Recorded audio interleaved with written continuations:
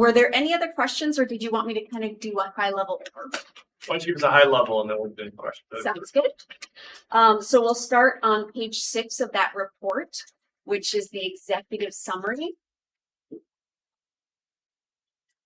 shows your funding level for 2022 was at 94%, moving to 2023, which is at 92%. If you remember from the last few years of the volatility in the marketplace, 2020 and 2021 had really good returns at 13, 14%. 2022 was the second largest loss in MERS history, besides 2008, which was a little over 10%. Our benchmark loss over close to 16 to 17%. So it's still, from a downside protection, you lost a lot less than you would have in other marketplaces. However, it was still a negative 10. So we smoothed that out over 5 years, which means you're going to experience a 20% of that loss for the next 5 years. And so you're going to see that go down in your funding before you go up. So that's one of the pieces that's impacting some of this. 2023, however, was a positive, was 11% return. So if we did this really pretty V, I don't think it's pretty, but I would rather it be higher. But it was still a V shape from a market perspective in 2022 to 2023. So that's some of the impact as to why that funding went down a little bit. There's also some other things in play. But if we go to page 7, that shows you the impact of the cost and increase in cost. And if you remember, I know that you all have been putting in additional funds into this plan. And so, but you've been putting those in the surplus division, which means it's not changing on purpose. It's not changing your bill. Your bill is looking at it like you're still at this % funded and you're putting extra in the surplus. And we're going to talk a little bit more about that, but that is why you're going to see from no phase in from the far in that chart on page 7, the larger chart. If you go from right to left instead of left to right, you'll see for 2024, your annual required contribution was 548,820. When you go 2 columns to the left, you'll see it for January of 2025. That's the 647. The eyes are failing me now. So, Page 11 in the 647, 187. thank you. Let me just see my screen. So that's where that is doing, and that's that automatic thing based on no surplus funds. Okay. So that's the minimum requirement. Wanted to jump to page. I'm going to go to the next page 9 of the report to talk about the changes in assumptions. Specifically the dedicated gains. So at the top of page 9, you'll see there's like a half paragraph, then there's a paragraph, and there's that investment. It starts with investment performances, and it talks about the investment return on like this 1-2, the second sentence. It says the assumed rate of investment return was lowered from 7% to 6.93 as a result of dedicated gains. If you remember, dedicated gains was a policy that was put back in place back in 2021, based on knowing that the assumption needed to move. And in the past, we moved from 7 to 8 to 7.75 to 7.35. And each time that caused the cost to go up, right? Because you're expecting your money over the next 30 something years to earn less. In 2020 and 2021, because of the really high returns, there was a conversation around, is there a way we can do this differently, right? And so we talked about dedicated gains, but I'm just going to give you a quick refresher in case you don't live and breathe MERS policies and terms. And that was that when there are higher returns than the assumption, we can use those extra returns to start buying down that assumption so that it's not this big mandatory like cost increase. So use the money that's already earned in the marketplace to buy that assumption down. So we did that back in 2021 and moved from 7.35 to 7%. And so instead of that big move causing your costs to go way up, it pretty much just kept them pretty smooth, just normally accelerating. 2022, obviously there was a loss, so that loss is spread out over 5 years. In 2023, as I mentioned, it was a positive 11% gain.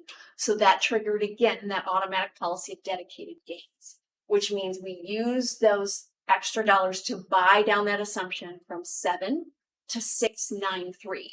However, when we hit the 695, that's the midway point. So we stopped using all of the extra assets and started only using half.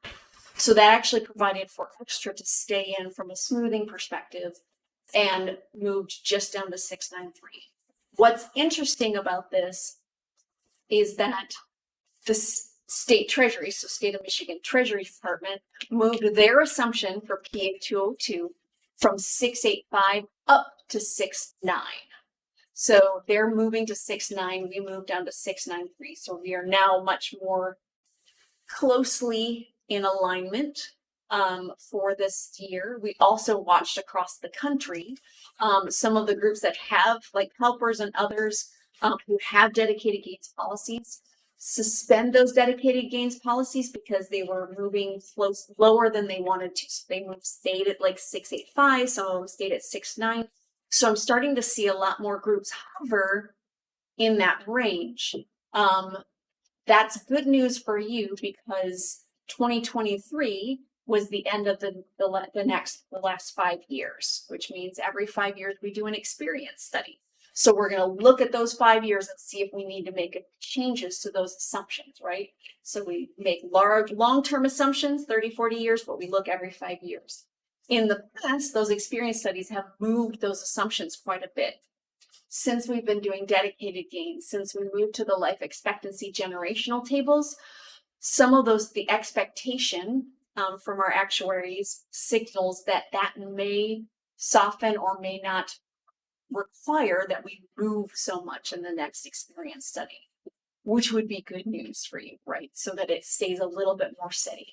Do I have a firm yes, that's going to be that case? No, right? They're going to start that experience study this fall.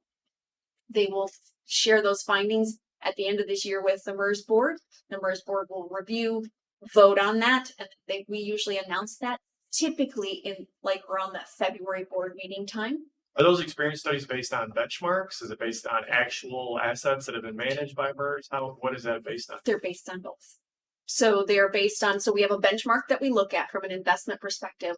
We use public sector life expectancy tables. We use inflationary rates, but then we also look at what actually happened in the MERS plan, that experience. So we use the Monte Carlo simulation for investments. We do all of those different pieces, and then we look at what actually happened in the plan. Because typically our portfolio outperforms the typical, so we can adjust that, but only within a certain margin. Because they still. So not to get too much in the weeds, but we have essentially a balanced portfolio. Is that correct? It's I would say it's like 55, 45. Yeah. Okay, so it's roughly balanced. Mm-hmm. So for anybody who's paying attention, 6.3% as a projected rate of return is extremely conservative. Like that, if we keep on going down, I think your experience studies are going to show that that's actually, like you said, we outperform that, which is a good thing that we're outperforming the assumption because that makes us more conservative. That means we're trying to put away more money so that our retirees will have money to draw off of when they retire. But that's 6.93, a balanced portfolio. If you look at a balanced projection on across the board is, 8.5% maybe. And our assumption is 6.93. So it's very conservative. I would assume that would go up. I would not assume that. Yeah. Is that because we just are going to continue to be conservative and we want to kind of lowball it? Or is it just, what they're forecasting out from, so remember, this assumption isn't looking at the next 5 years or even the next 10 years. They're looking at the next 30 years. And so when they look at that from a global investment perspective, they're seeing that they're expecting that to hover somewhere in this range. And they'll let us know what that is with this next experience study. But nationwide, that is also what all of the different plans are looking at. Some are more conservative, like I said, into the 6.8, 6.85s, but they are definitely much more conservative because they are expecting a market correction in the next few years. They are expecting, they don't know what's going to happen with the obviously with But you're saying that it's not based on expectations, based on history of the port of the. not just history, it is also forecasting into the future. So we are looking at the experience of what's happened, and we have some pretty large volatility in the last 20, 30 years. But we are also really looking at the forward. And so that's where it's a mix of both. So you can't just look at the past, because obviously we would still be at the 8% because of the bond market for 30 years Yeah. that stayed steady. You can't look at the past when we see since 2008 and forward, and even in 2022, the market volatility is going to continue. And that is forecasted based on global instability, based on a lot of different things that so they are expecting it to be more conservative on a going forward basis versus just looking at history. Marty, Yeah. did I hear you right? When they look at that actuarial table, as far as mortality table, they just look at public sector employees? That was the brand new thing that happened with the last experience study. Why do they just look at public sector employees? Yes, our employees are public sector, but we have no idea, their spouses, their beneficiaries very well could not be public sector. So why are we narrowing that down to just a public, why did MERS narrow that down to a public sector mortality table? Why don't they just use the US average mortality rates? So Because I think by narrowing that down to public sector, you guys are getting a Longevity different longevity than you would if you used average. the average of US across the board. and I'm not going to be able to give you all the white papers, or I could probably get the actuaries to give me the white papers on those. I've not read them all, so I'm just going to tell you that up front. I'm not an actuary, but the standard for public sector plans, they actually push pretty hard at the Actuarial Society of America.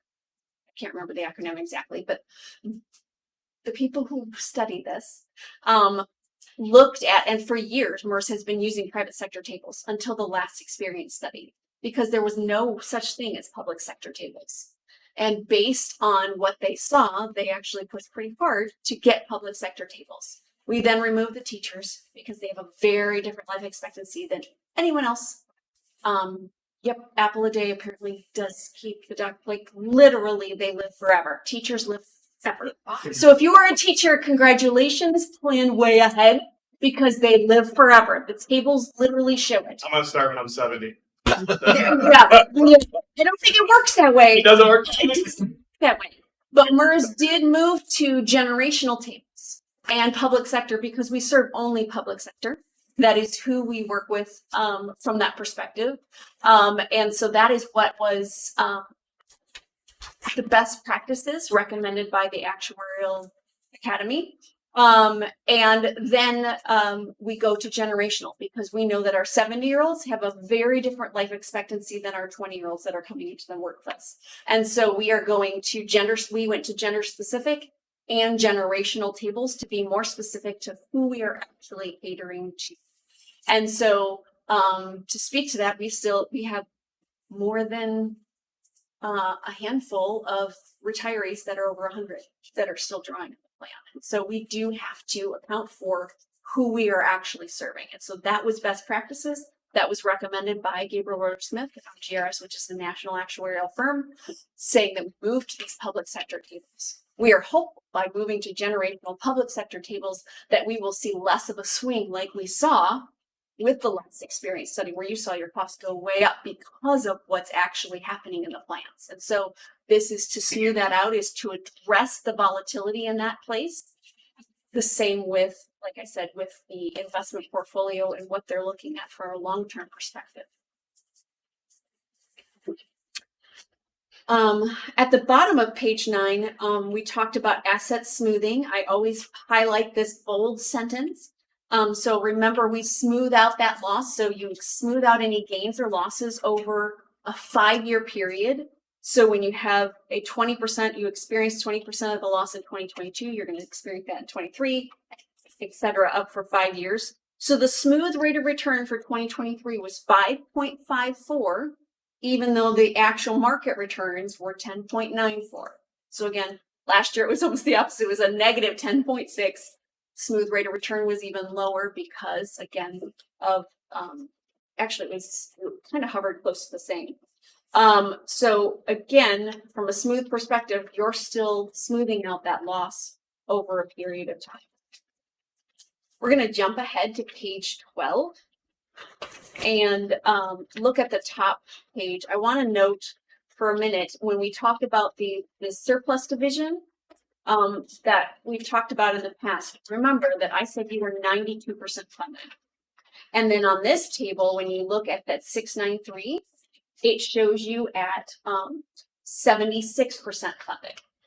Why? Because the extra dollars you've been putting in are in the surplus division. So your bill is based on you being 76% funded, which means we're accounting for that. And that was on purpose. That was to help you get to a better funding perspective. That was a decision made by the board. We're going to put those in extra into the surplus division to pay off the unfunded liability, not to lower our bill the very next year, right?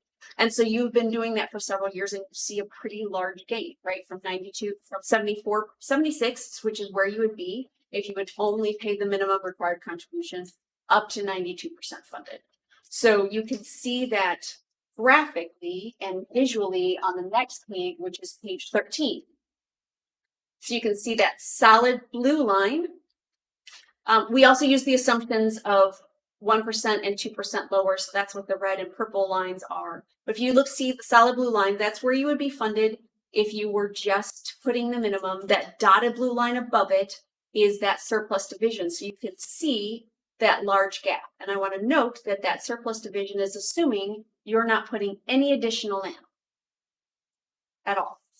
And so when we've had these conversations in the past, it's been, okay, at some point, we're going to hit 100% sooner. That was the plan, right? And so you can see that you're going to do that in close to probably 2028, 2029. Again, depending on what the market does, all those good things, but you're getting close to that point. At some point, you're going to see you have some decisions to make about where do we want to stay? Do we want to keep putting in additional? Do we want to stop putting additional and just pay that higher amount based on what we're not funded but are showing we're funded in that division and things like that. So you're getting to a point. I have some groups that are a little closer to that, but that are like in the next 2 years. And so they're like, no, we're not going to put any in surplus this year. We've already put an extra in. So we know we're going to hit 105 in the next few years. And they want to kind of hover there because they want to leave some in surplus in case there's market volatility so that they don't have this conversation in the next 10 years. So there's some decisions to be made around when you feel comfortable with the funding. Some groups are like, nope, I'm not changing anything we do until we get to 100% and higher. So it is a decision to make, but you are getting to that point where within the next few years, you're going to get really close to 100%. If we ever hit like say 110%, can we make the decision as a board to put in less annually to go towards that? I mean, is that because essentially if you're 110%, obviously there's gonna be market volatility going forward, but hopefully from our investments that we have, you know, we're getting the returns that we expect to get. Sure. We should be in a good position, shouldn't we? You have a decision to move those surplus divisions out at any time into your regular plan. So for instance, we could say tomorrow, it's a little rough, but let's just pretend. Yeah. Tomorrow, we're going to move all that excess into this plan. Now tell me what my bill will be. Yeah. And it would automatically lower your bill. Yeah. I don't think you want to do that yet because you want to be in source. So I have some groups that are like, well, we've gotten to a point from a budget perspective. And you look at the next table down, you see that cost increase over the next few years. So you may say, okay, when we get to, for instance, 800,000, that's our stopping point. Beyond that, we don't want to pay more than 800,000 on a required contribution amount. If that's your line, then you can start saying, well, then we're going to use the surplus to pay down whatever that other required would be. And so we could forecast out, here's a level dollar payment that will keep you level until you get to that decline in, 2035, 2036, where that drops off. That drop off is just where that legacy debt is paid off. It's not expecting everyone to move on to a better place. It's not what that's saying. All of the assets that we have with Merso are invested the same way, right? It's not like the surplus is just cash and everything. So it's all invested all in the same total way. market fund. Yeah, Okay. absolutely. So it's just a decision on when you want that. It's They'll say essentially- based on your goals of where do we want to be funded? When do we need that break in a a contribution? And right now you budget more than the required amount, right? You budget an additional into the surplus. So then you start deciding, do we I don't need to think we budget? budget. I don't think we budget that. We, at the end of the year, if there's additional Sure. funds, we do contribute it, but it's not a budgeted line item when we plan our budget to contribute to the surplus every year. There is an exception to that. There's $22,509 that are budgeted every year Okay. that go to the surplus fund. And that is based on a board action from a number of years ago. Yes. And Mr. Hoffman, one of the things I was talking with Marnie about earlier is I went back to the first report on the MERS plan that I received as a member of this board back in 2021. And those numbers from that report to this report on that anticipated estimated annual contribution are drastically different. Going to that report, it had projected, our contributions were gonna cap out this year at 595,000, and then we're gonna decrease next year to 564, and then 544, and 548. Where if you look at this report, It's 800. we're, for 2025, we're 647. And 7.3, 802, 883, 934. And if you look at the graph, we're actually gonna end up, they don't give us the numbers on that graph, which I have asked for numerous times. Been told MERS will not provide that. But if The you look at that actuaries will graph, not provide that. if you look at that graph, we're gonna end up over $1 million. And the graph from the 21 report showed us capping out at that $600,000 figure. So I think the biggest reason from what Marty has been explaining is that assumed return going from what was it back then? What was the assumed return then? Now it's at 6.93, 7.35. 7.35. It was all, so they only changed it, Yeah. 0.4 of a point, 0.5 of a point. Yeah. I would assume that's the biggest That's reason. That's a big part of that. Absolutely. Which The other again, part I think is it's just- like from a wage inflation as well. We're seeing a larger wage inflation over the last few years, so that's going to be an interesting number when we go to the experience study of what that's grown to over the last few years. Because in 2020, even in 2021, wages were actually stagnant, if not like completely Yeah. stagnant. And then we saw a really large increase across the board. And again, I'm not speaking to just your group, like across the board in 2022 and 2023, like way above the 3% assumption that's there. So that wage inflation increase along with the market return of 2022, I'm not gonna that is definitely an impact. If you lose almost 11%, you're forecasting a 7%. That's an 18% gap. Like that is a large lot. Like never going to pretend that that's not. Now it's not what it would have been, right? If we had lost 16 and 17%, based on the benchmark and a lot of other nationwide other plans like MERS. So we're great from a downside protection, but that definitely is an impact. And you're going to see those numbers. We saw those numbers increase dramatically at the last valuation because wages increased and the returns decreased. And so 100%, you're going to see a large change. And we expect that. We expected that based on the what happened in the plan. I think, we can go through, I don't know what all, you can look at, again, if you want to go to the next page, page 14, just gives again the breakdown of the table 1, which shows the, if you look from left to right, and you look at your general division, the total normal cost. So what it costs for payroll per person that earns another year of service is a little over 13%, 13.09. The employee contribution rate is 3%. And then you see, so if you take the normal cost minus the employee contribution rate, if this municipality were 100% funded today, your total bill, annual bill would be $85,776. Right, because this is a plan that's closing, I mean, it's closed, it's going down. You don't have as many people drawing, you don't have as many people hitting on that. Again, if this was 100% funded and you weren't paying off that legacy debt, this would be a much different Yeah. conversation. You know? A much different conversation, right? But you still have that unfunded liability. And so that's where that spreading that unfunded, and again, this is at that, not including the surplus division. So remember that, that's where we get that additional payment to the amortization schedule, which is 561, 720. Add those together is where we get to the 647 and 648. So just from an idea of a breakdown of where that will be eventually, I think page 16 shows again from a plan perspective, that mature plan that's winding down.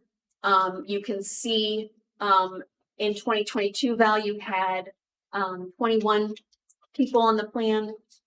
In 2023, you had several retirees, so now you're down to 17 actives.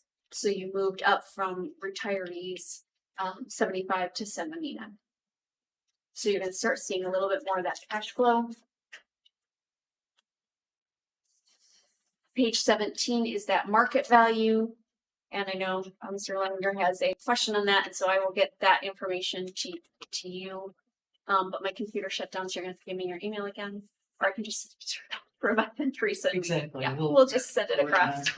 My question there, to the other commissioners is, you'll notice there that, it says in the bullet point, December 31, 2003 valuation assets, actuarial value of assets are equal to 1.099555 times the reported market value of the assets, which is almost a 6% reduction from that valuation of assets that was used in the previous year. And I went back and I looked at, again, those previous reports, and 2021, it was just under 1%. 2022, it was 97%.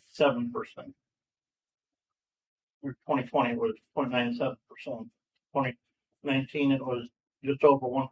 And I'm just wondering whether, that's the appendix, and there's no appendix attached here to the report, so I'm wondering. Yeah, it's a link in the letter. So we're going to send you a live copy so you can look at that actuarial report, the appendix, and it will show you a lot of the data, not based on your plan, but on the MERS plan as a whole.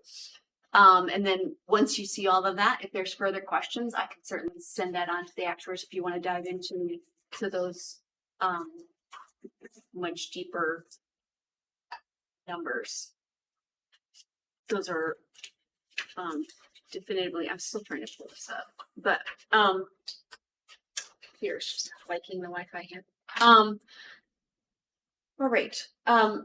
Table 5 is the next page on page 18. This is the one that we always look at the cash flow. So what's going into the plan versus what's going out. Why are we seeing some of the, some of those changes? Where are we at from a maturity perspective? So you see that you put in that additional about 123, almost 124, plus the required 519. So 644, 643, plus the employee's contribution. So 670. Payments going out went up, so that benefit payments column where you see the parentheses, 1.181 went out the door, and then we're expecting that to continue to climb, right, as people retire. So you've got a little over 6 going in, again, almost 1.2 going out the door. You have the investment return. So again, because of that cash flow, you are more sensitive to what the market returns are, right? And that's going to continue to flux. But as you get closer to that higher funding, again, that fluctuation, you'll have that in there to not have to worry about that. So that's why you don't see a massive change in your valuation of asset balance, because you have a decent amount. And that goes to page 19, which shows you exactly where the funds are from a surplus division and from a general division. So you can see how it's broken down by actives. So when I say a mature plan, you can see that the actives that are currently working today, from a liability perspective over their lifetime, we're looking at about a little under 5 million. You have vested former members at 2.3 million. They eventually will get to an age where they can start drawing. That's why that liability is there. They will start drawing on that, and you'll see that cash flow come out. And then you have retirees that are almost at 13 million. And so when you look at that, the total liability is a little over 20 million. It's 20.2, with the assets being 18.6. So that's where we get to the math of the unfunded liability. You can see that is 1.523.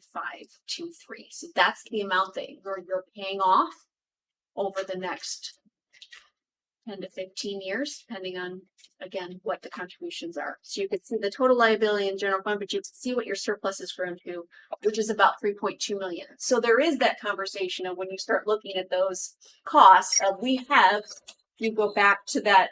So if you keep that in mind of 3.2 million, and then you go back to page 13, you can look at that and say, okay, when we get to the point where the contributions need to go higher than, for instance, I'm just picking a number of 800,000, or maybe it's 900,000, whatever that is, we can certainly start saying, well, we're going to budget at this, but we're going to start using some of that 3.2 million to offset what would be the increase. And that was the plan, right? To change that trajectory to more of a level payment versus that large increase. Makes sense? And remember that valuation of assets there on that column is not the market value of assets. That's the actuarial adjusted valuation of assets. Correct. That's smooth. That does not have all of the losses of 2022 yet, for sure. Any other questions? I guess my final question is just, and I know I asked this a couple of years ago too. So let's say we get to the point where the final pension payment has gone out the door. There's going to be obviously assets in there if we've done a good job, right? Those assets, does MERS try to get that to zero when that last payment? Is that that's not the case, right? No, what happens is there's something called a 3 times minimum rule. So, for example, I have a small library. They have one retiree left. And so, and he's almost 100 now. So they expected to have their last payment. I don't know, probably 6-7 years ago. They were like, oh, this year we're gonna, and each year they're like, so yeah, nope, we're still making. So again, I can't speak to when that moment happens, but when it does, then what happens though is their bill fluctuates a lot because we'll spend it down based on life expectancy, and then it'll be like, we never go below the 3 times minimum, because if there's market volatility, if someone goes on, you have to have assets in there. So if his payments 30,000, I'm just making something up. Sure. 3 times would be, you want 90,000 in the plan. Just make sure you've got that cushion. And then we'll let it go down a little bit, and then again, so they'll sometimes have that bump. Oh, yep, he's still here. So we're forecasting for the next 3 years. We got to make sure we do that. So there's that moment there. But when that gentleman moves on, they have plans. Like they have, they're going to name it after him. They have plans for a building change, and so those assets will be in a electronic deposit or check if you prefer, but typically electronic deposit direct to the library, and they have a project waiting for those but that assets. does not happen until the very last. Correct, because you have to. So you'll still have you'll have more than what we're expecting, because we don't know what the market will do, because this is a constitutionally protected benefit that has to be paid out. So you have to have The 3 times minimum, that's where you're at as far as our plan as well.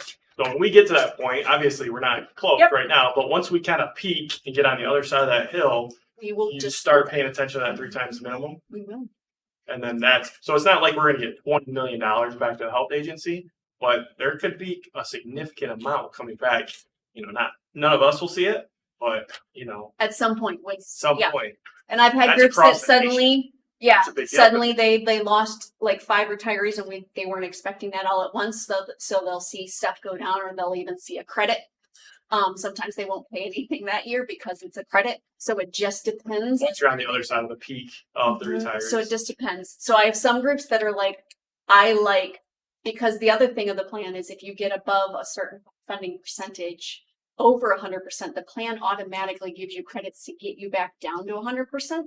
So some of them will keep a little bit in surplus because they're like, no, I want to stay in that cushion above. So don't touch this. Some of them are like, this is what the payments are, or this is what it is. So I'm going to keep a year aside in this surplus so that even though MERS is going to give me credits to get down to 100%, I want to have a cushion over here. So there are ways to adjust that as we look along, and we can certainly run like numbers for level dollars that show, okay, this is what it would look like if we start using the surplus. This is what is recommended from a level dollar payment to get you there. And just so you guys know, I have asked MERS to run that projection, a level dollar projection on, where we can level off our payment. And at the end of that, have $1 million left in the surplus fund. So start pulling it out at a level dollar figure so that we can end up when we're 100% funded and still have $1 million in the surplus. Yeah. So we'll give you those numbers. It's nothing that you have to decide on, but it gives you an idea of what some decisions could be if you want those. Very good. Awesome. Well, we appreciate you taking the time to come and explain it. Thank you. Clear as mud. Clear as mud. We appreciate it. Absolutely. Thank you. Thank you. All right, very good. Moving on to agenda item number 3, public comment. Public comment. Welcome. Good morning. Good morning. My name is Amy Duff. I'm the Executive Director of the Branch County Commission on Aging, and I wanted to provide you with some information before you get to agenda item 9D regarding the Area Agency on Aging fiscal year 25 provider allocations. In the packet there on page 118, you do have an email, looks like this, that the AAA director sent to providers, including myself, on Thursday, August 15th. In the middle of that page, you'll see that she identifies that the ACLS Bureau is advising you to use the fiscal year 24 budget for your fiscal year 25 allocations. However, on the chart provided to you, it's on page 116 in your packet, you'll see that the AAA director is recommending that you allocate less than that. My agency, Branch County Commission on Aging, would see a 13% reduction in allocation. If you follow this plan and grant the AAA director the power to hold back money that is intended to be allocated to providers, I feel you're setting a dangerous precedence where the AAA can change the plan for funding based on their own views. To be fair to all providers, I would encourage you to follow the guidance from the ACLS Bureau. All of the providers that are contracted with the Area Agency on Aging are experienced. We've been through situations like this one currently where we may see state and federal money cut. And if it's cut, it can't be allocated. We know that. We can handle these situations. It's our responsibility to do so. We do not need money to be held back ahead of time while we wait and see what the state and federal government decide to do. It would not be appropriate to allow the AAA to have the power to hold back money that's intended to be allocated. Thank you for the opportunity to provide this information. Thanks, Amy. We appreciate it. Welcome, Ms. Pam. Hello. I'm Pam Riley. I'm the Executive Director at the St. Joseph County Commission on Aging, and I'm also addressing the board today regarding item 9 under new business, letter D, regarding AAA's proposal to hold back funding, grant funding to providers. My agency would also see a 13% reduction, and that's estimated at $52,000. In the director's email to us, she stated that she hoped that it wouldn't cause disruption in services. And I'm here to tell you that it's going to cause significant disruption to services that I would have to start immediately. We are looking at having to cut over 4,500 home delivered meals, over 2,100 congregate meals, and over 120 hours of in-home services immediately. If we continue to utilize the funding sources like they're meant to be used, we will deal with it, as Amy just said, if cuts actually happen. Instead of having to take away these services from our senior citizens immediately. We do have a contract with AAA, and that goes until September 30th of 2025. And in that contract, it states that funding will be made available or will be provided to the providers when it is available. And we have dealt with this for many years. The 3.5 years that I've been at the agency, we do this with the direct care worker premium. And we have statements right on those documents that says that there could be limited funding resources. And when that funding runs out, it won't be made available. We understand all of that. We did it this year with NSIP. That was the one resource that is highlighted with a 44% cut. That was a large cut, but that's not the only funding resources that we receive. So to cut all or hold back on all the resources is going to be a huge burden to my particular agency. I am concerned that the documents that were put in front of you have all of the agencies that provide services except for AAA. They also provide services. So what is their funding amount that she's proposing to hold back for her own agency? I don't see that listed in any of the documentation. I do ask that you investigate this a little bit more and hopefully take our comments into consideration. Thank you. Thanks, Pam.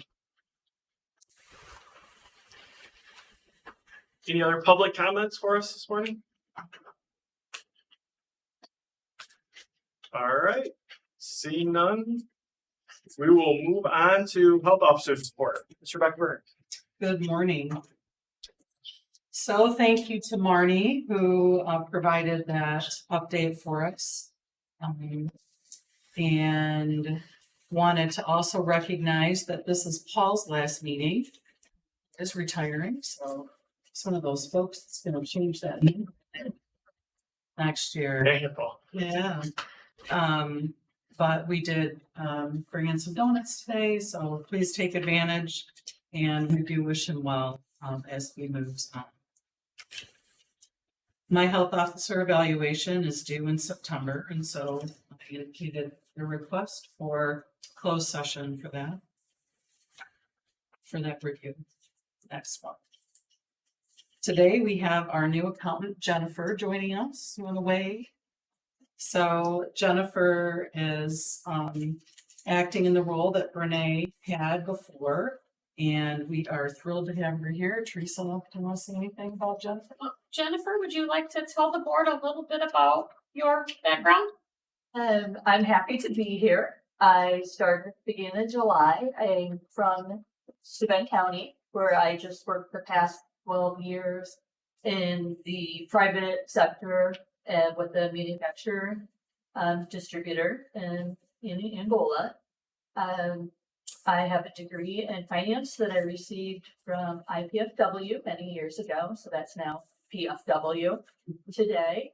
And this is my first public sector role, and I know I have a lot to learn, but I'm looking forward to it and hope to make great strides in helping Teresa. She's doing great at catching on so far. So yeah, well, welcome, Jennifer. Thank you. Yep. Jennifer, what's your full name, please? Jennifer Hull, Hull. Thank you, Mr. Chairman. And also, what county you're from now? Vestal Manufacturing, Student. I think you said Steuben student. County, sorry. Steuben. Thank you so much. Thank you, Mr. Chairman. Yep. Okay, so with regards to our environmental health staffing with Paul's retirement, we had mentioned in the past that James Young, who was in a supervisor role, had also moved on. We have both of those positions posted. They're are not a lot of qualified applicants out there for these positions. But we do have 2 individuals that are qualified for the director position. We are going to start interviews in the next couple of weeks. And we'll continue to keep it posted and see if there are any additional applicants that come in. We're putting the supervisor position kind of on the back burner while we pursue the director interviews, and I'll keep you informed. Did we end up with something on the National Labor Relations Board? When I typed this, it was nothing new to report. Nothing new to report, still working its way through that process. So that's our update from our attorney on that. The PPA committee reviewed the quality improvement policy and plan that was developed. These are programs or activities that we conduct here at the health department routinely. But one of the things that we need to do is have this policy and plan in place. So we share it with you. We're looking for you to approve it, and then we can make it a part of our accreditation materials. So, and further staffing updates, we continue to seek a mobile clerk position in Coldwater. We have an outreach specialist that I think we're still seeking in AAA, and in environmental health, of course, I've mentioned these 2 jobs. The intergovernmental agreement is complete. Yay! So there is a letter signed by the governor that approves that intergovernmental agreement. So congratulations to all of you on getting that accomplished. The kindergarten oral health assessment program, we've been talking about that for a while. We did bring a proposal to begin the program in October. What we are seeking from the board is approval to hire a dental hygienist on a contractual basis to start up that program. We also brought to the Finance Committee a proposal to increase the safety and security of our facilities by installing additional fob door readers. This is a program we started quite a number of years ago with some exterior doors. A few years ago, we added on a few more, and we've identified a few additional locations within the 3 buildings that would benefit from also having the card reader system and provide additional safety and security. You may remember that the last time we brought you this proposal, we had reached out to other contractors about this kind of work, and it's a proprietary system. They will not work on other people's systems. So we only bring to you 1 bid proposal today from the Finance Committee, and that is because of that. And also, the last time we went down this road, we were able to apply for an MMRMA grant, and MMRMA is not currently offering that grant opportunity. So this is something that can be funded out of our infrastructure grant that we have. We are pleased to share that we received a $10,000 mobility wallet from Phoenix. Phoenix is in Hillsdale County and other counties as well, but they are only in our jurisdiction in Hillsdale. And what they are doing is helping to provide additional transportation options for individuals that live in the county. It started off with veterans, has moved into not just veterans at this point. So this is not funding that comes to us. It's funding that we can help our clients tap into.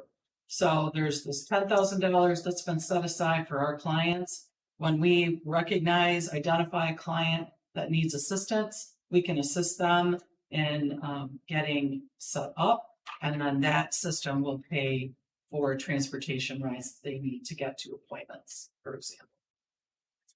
So very happy to report on that. We did also talk about the medical director contract in the Finance Committee.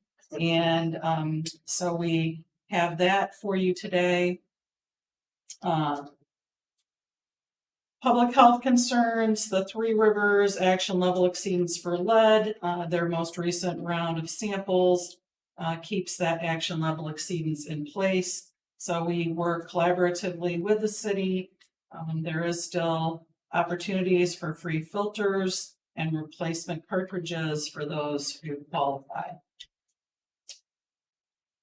The Quincy School Student Investigation, we just this week received approval from MDHHS to share publicly the letter to the superintendent. So he's reviewing it, and I expect it will be made more publicly available very soon. The HPAI stuff, we've actually received our first request from a farm for personal protective equipment this week. And we are working to help fulfill that for a farm here in our jurisdiction. We don't have any farms that have tested with animals that have tested positive for HPAI. Updated you on the rabies map. We are, of course, as the season goes on, we see more animals that are tested and more animals that test positive. So important that if somebody wakes up to a bat in their bedroom, that they give us a call, talk to our communicable disease nurses about testing that animal and if there's any follow-up treatment that people should receive. Measles cases, we did have our 7th measles case reported in Michigan. Most recent case in Wayne County. We continue to encourage residents to know your vaccination status. The measles vaccine has been around for many years. It is a safe, effective vaccine, but we continue to see more and more individuals choose not to accept vaccinations. And what this does is it puts us in a situation where we are going to see outbreaks of these vaccine preventable diseases, and these diseases can cause serious side effects, even death. So very concerned about that. In our Coldwater office, I have touched base with Administrator Norman on the replacement countertops we've been working on in our restrooms and in our clinic area. And he's asked me to reach back out to him in early September. So I will do that. And a reminder that we have board education scheduled for next month. And I would love a suggestion for a topic. Otherwise, we're going to pick. So thank you very much. Very good. Thank you for that. Any questions for our pop-ups? Mr. Chairman, I have 2 questions, actually one. Health officer, thank you, and hope you had a wonderful vacation. Yes, this might. And we have our Director of Environmental Services, and also there's the open vacancy for health supervisor. Right. Who are the contacts for in their absence? Yeah. So for the time being, I will be the main contact, but also Joe Frazier. And you guys have met Joe, I think. He's been here at the meeting a couple of times to provide the EH report. Joe is our food supervisor, has been with the agency for quite a long time. And between him and I, we will muddle through until we find a replacement director. Yeah. Good. Any other questions? I have one. You said in the Hillsville office, nothing to report. I heard recently at a board of commissioners meeting that our facility manager is planning to do some work out there. Were you contacted before he? I Did wasn't, that work? or did he contact Teresa? I don't know. Well, we have it. We actually, there is something very new to report. We have an open claim with MMRMA because we had a flood in the basement due to a broken water line. Okay, There is also, he's going to be working on the dumpster corral. but did he notify us before he? Yes, Did he ask our permission to do that? the dumpster corral, yes. Yeah, okay. I just did get in here. Apologies for that. I forgot. When Becky asked me, I forgot. Good catch on the dumpster corral, Commissioner Lanier. Well, It's currently you know, yes. They did work on a deck over there a year ago that if it, I'm not sure we knew about it before it was done. And we have a contract that we take care of, the health department takes care of the repairs and maintenance of that building. Yeah. And we have, you know, we get the bill, but I paid for, I just said we need to pay for the composite deck material as opposed to wood back on it, but I get it. Anybody else? Okay, moving on. Medical director report, Dr. Leeper. Good morning. My report is in the packet. We did submit the summer newsletter that goes out to all providers in all of our counties. And that gets put together by the help of the education committee, so our regular introduction, and then we kind of do things that are going on and resources for them and some free CME credits. So I hope it's of interest. We do put phone numbers in there, and if anybody has anything they want to talk about or any public health issues, as of yet, I have not received anything. I think people are pretty busy just holding down their own for it. So, and I do have a patient that I'm seeing in Three Rivers today. So our latent TB, I think we could have our own clinic if we chose to. So, and I am working on that since my master's is finished. There's a little extra time in my schedule. So Heidi and I have been kind of brainstorming about clinics that might be beneficial that I could actually be there in person for, and maybe rotate counties and sit in a vaccination clinic and give some education or do some nursing education. So we've kind of come up with a few ideas, and we're gonna kind of pursue those and see what will benefit our communities the most. My educational piece today is on parvovirus, but parvovirus in humans, not animals. And I just chose it. It's pretty simple and easy, but I chose it because we've had an increase, and the CDC put out a little warning several weeks ago. And it's another one of those communicable diseases that sometimes we're unaware of because it doesn't provide lots of symptoms to people. And those of us who are healthy might just have parvovirus and not even know. So we might get a little joint pain, a little stiffness, some flu-like symptoms, not even know about it. But we could be passing that on to individuals who are immunocompromised, and that could be pretty significant. So parvovirus is a B19 infection, and again, it's very mild in people that are otherwise healthy. And most of us might have known it to be called slap cheek or fist disease. We used to call the pediatricians and say, "Oh, your child has," you'd go in, the kid would have a rash on both cheeks or both arms, and it would look like someone had slapped them. And it was from this virus. So you might have heard it called that before. Again, it can cause no symptoms, or it can cause some flu-like symptoms, lots of joint pain in adults, some in children. The rashes are usually found in the children. It can be anywhere, usually bilateral. And it can itch, and it can take 7 to 10 days to go away. So if you see a rash that's kind of lingering, and the kid's also got a little fever, you might start to think about parvovirus or SLEPT or fist disease. Again, we worry about people with underlying blood disorders such as leukemia, people who have had organ transplants, HIV, people with sickle cell disease, because they will get very sick and they could have much more significant impact from their parvovirus than those of us who are healthy. Also, pregnant women, there is an increased rate of miscarriage. So it's one of those things that while we look at, COVID and the flu and parvovirus, and you start to maybe have a little fever and some joint pain, and what is it that you have, right? So it's another one of those things that, if you're sick now, try to stay away from people, try to stay home, kind of consider that it might be respiratorily transmitted. So all of those things are important for the unhealthy people in our environment, right? So again, healthy, you're going to survive parvovirus. You're not going to even know you have it sometimes.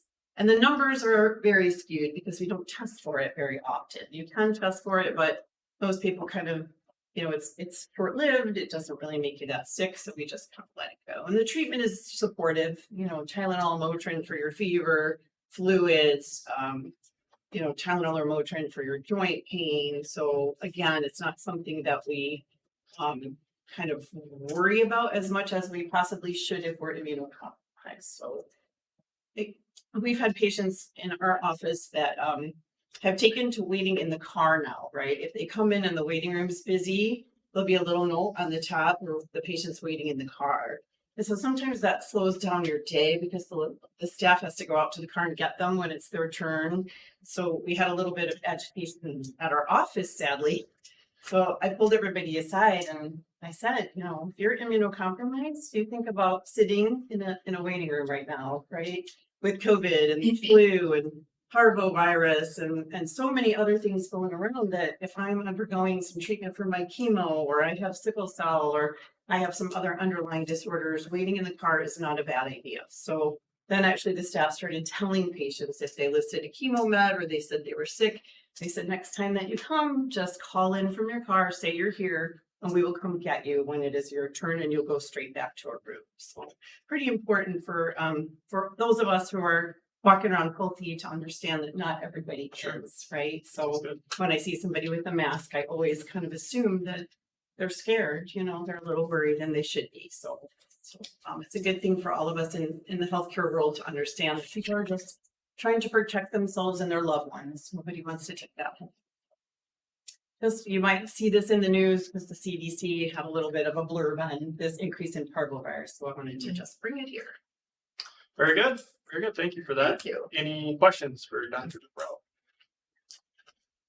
Chair, I do not have any questions to Dr. Luperlo, but I would like to make one or two comments. Go right ahead. Thank you. First of all, congratulations on your finishing. Thank you. Thank you. You're welcome. The Master of Public Health. I always wanted one, but I am too old. You are not you are not too And secondly, I am sure you and your family are happy and grateful to St. Joseph, Hillsdale, and Branch County citizens to send you to school far away in Northeast to get that education. Yes. And also you work during the study time. So work, earn your money, and people send you there, and you have done superbly well. You didn't need any federal help to solve your tuition. So thank you. Thank you. Yes, and thank you for providing that educational stipends that I could go ahead and do that. And again, I've said this before that they're really never too old because it's a great example, right? My kids have seen me get degrees when I'm sitting at the dining room table and they want to go out for a boat ride, and I just have to forego and pass that time. And so I think it's a good lesson to everyone that you're never too old to learn. Very good. Very good. Yes, congratulations on that. I know it was a lot of work and we appreciate the effort. So very good. Okay, moving on. Thank you for that report. Department reports, health, education, and promotion. Yeah, so Chris is visiting with Beacon today. She's at a meeting that they are having around their community health needs assessment. So she was not able to attend. Is there anything in her report that you would like me to touch on? Any questions? Think we're good. Moving on, environmental health. Paul, Good morning, the everyone. last one. Yeah, the last one. Bittersweet. Paul, what's your actual last day? Is it the 6th then? The 6th of September, yes. Yes. So I got quite a few things to report on. Earlier this month, our staff completed the inspections, the food vendors at the Branch County Fair. And this is the 4th year that we have done those inspections. Historically, MDART had always done the food inspection for all the county fairs. They reached out a number of years ago and to see if there was any interest for local health departments to take over some of those duties, and we opted in for Branch County. And the first few years we had some hiccups. One of the biggest things was people were used to, the people that go to the fairs with the food wagon, they were used to going to MDART to get their licenses. They didn't understand the transition. Joe Frazier, who's our food program supervisor, has done a really good job developing a really good relationship with the fair board, and things have got so much better. This year things went very smoothly. Didn't have any hiccups with the licenses. It went very well, and all the inspections went extremely well this year too. So we're thankful for that. I appreciate Joe's hard work in getting that whole process going. So another successful year at the Branch County Fair. right now is a really busy time for our field staff, our general sanitarians, or they're finishing up a lot of the seasonal work. So seasonal work includes outdoor swimming pools, campgrounds, children's camps, septic trucks, septic land application sites, and long-term monitoring sampling. So actually, just this week, we concluded the last of our sampling for long-term monitoring, and we're very close to completing the campgrounds. There's a couple of campgrounds that aren't done because they are associated with the St. Joseph and the Hillsdale County Fair. So we can't do those inspections until those fairs happen.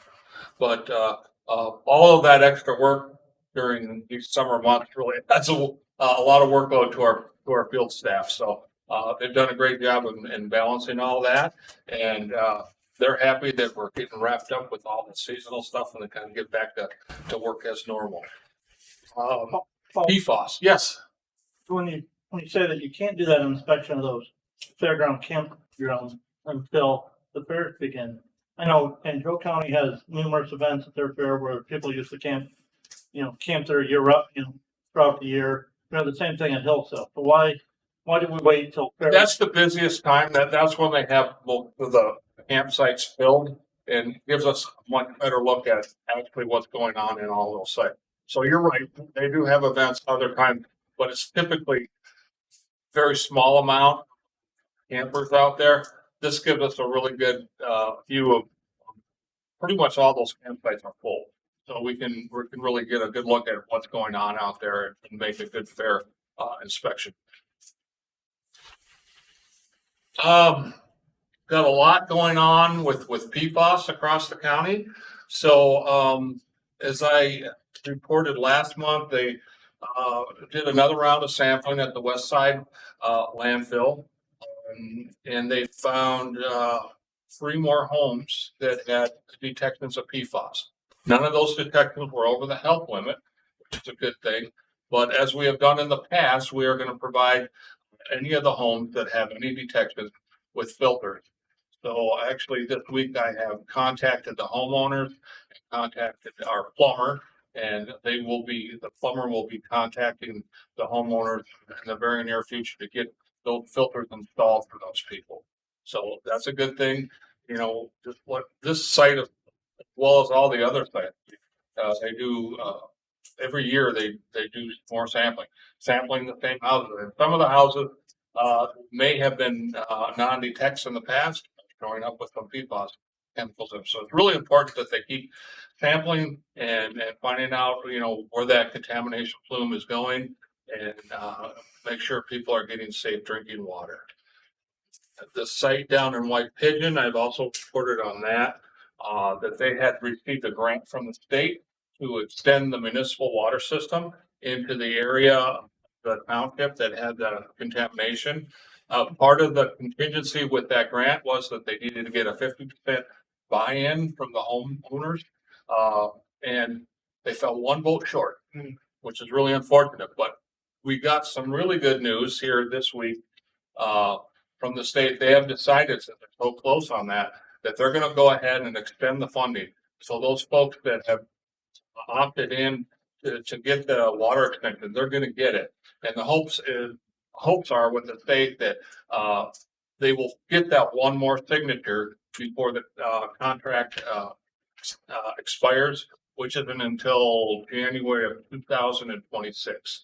So I personally contacted some of the folks out there that did not sign up that I had been working with as far as distributing filters and stuff. And there's a variety of reasons why the people have decided not to sign up for the municipal water. It seems like a no-brainer to me. You got contaminated water, you got a chance to get municipal water that's that's safe. But apparently one of the big pullbacks is the water bill. Apparently water bills from the city of White Pigeon are very high. People have been living on a well. People in that particular area, they don't have a lot of resources, and so they're concerned about having a water bill. They're also concerned about the fact that they'd have to give up their existing well A lot of them have little gardens that they like to water and they don't want to, that would just, using that water to do that's going to raise their water bill. There's even one gentleman who had a pool that they don't want to pay city water to fill up my pool every year. So there was some legitimate reasons why people weren't signing up. We had a public meeting in which Eagle and MDHHS came down and we kind of tried to educate people and you know, the people that didn't want to sign up were very hard fast and we don't want this. So the other problem with that too is the city water, municipal water system for White Pigeon has had some issues as far as not water quality, but the water quality is good, but it's cloudy. It's people say, yeah, it's black. It's safe, but they have a very old infrastructure. The old ductile piping is still in there. But one of the things that the grant was going to do is replace some of that. And, you know, we tried to convey that message to people too, that, you know, with this money, they're going to do infrastructure replacements and hopes that that would help, you know, the aesthetic quality of the water. And, anyway, the good news is those people that really want it are going to get it. And hopefully they'll get that one more vote and be able to, you know.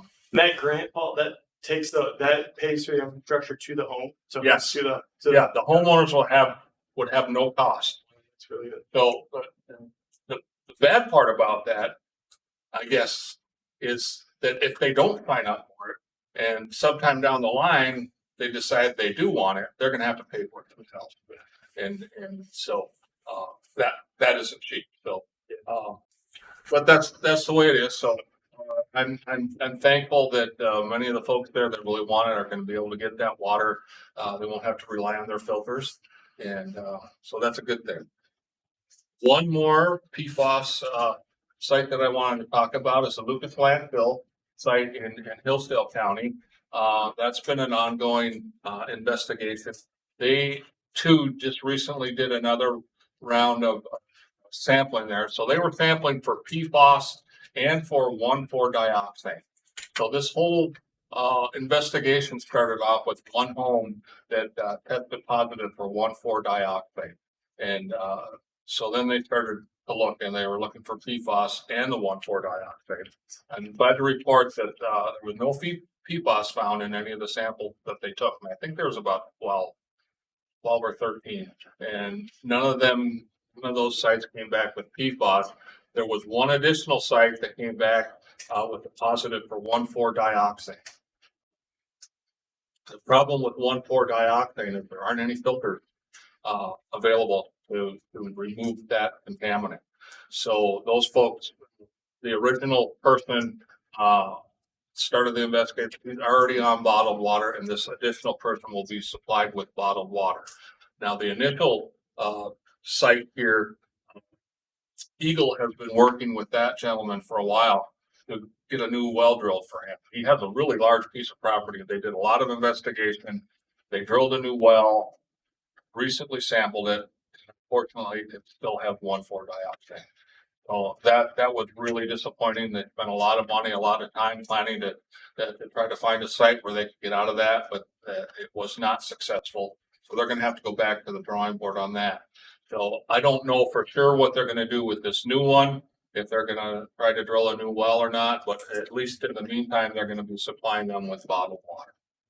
So that really concludes my report, but I just wanted to take an opportunity to thank the board for your support of me through my time here with the Health Department, the support of the agency, and the support of all the programs that we do. So I really appreciate it.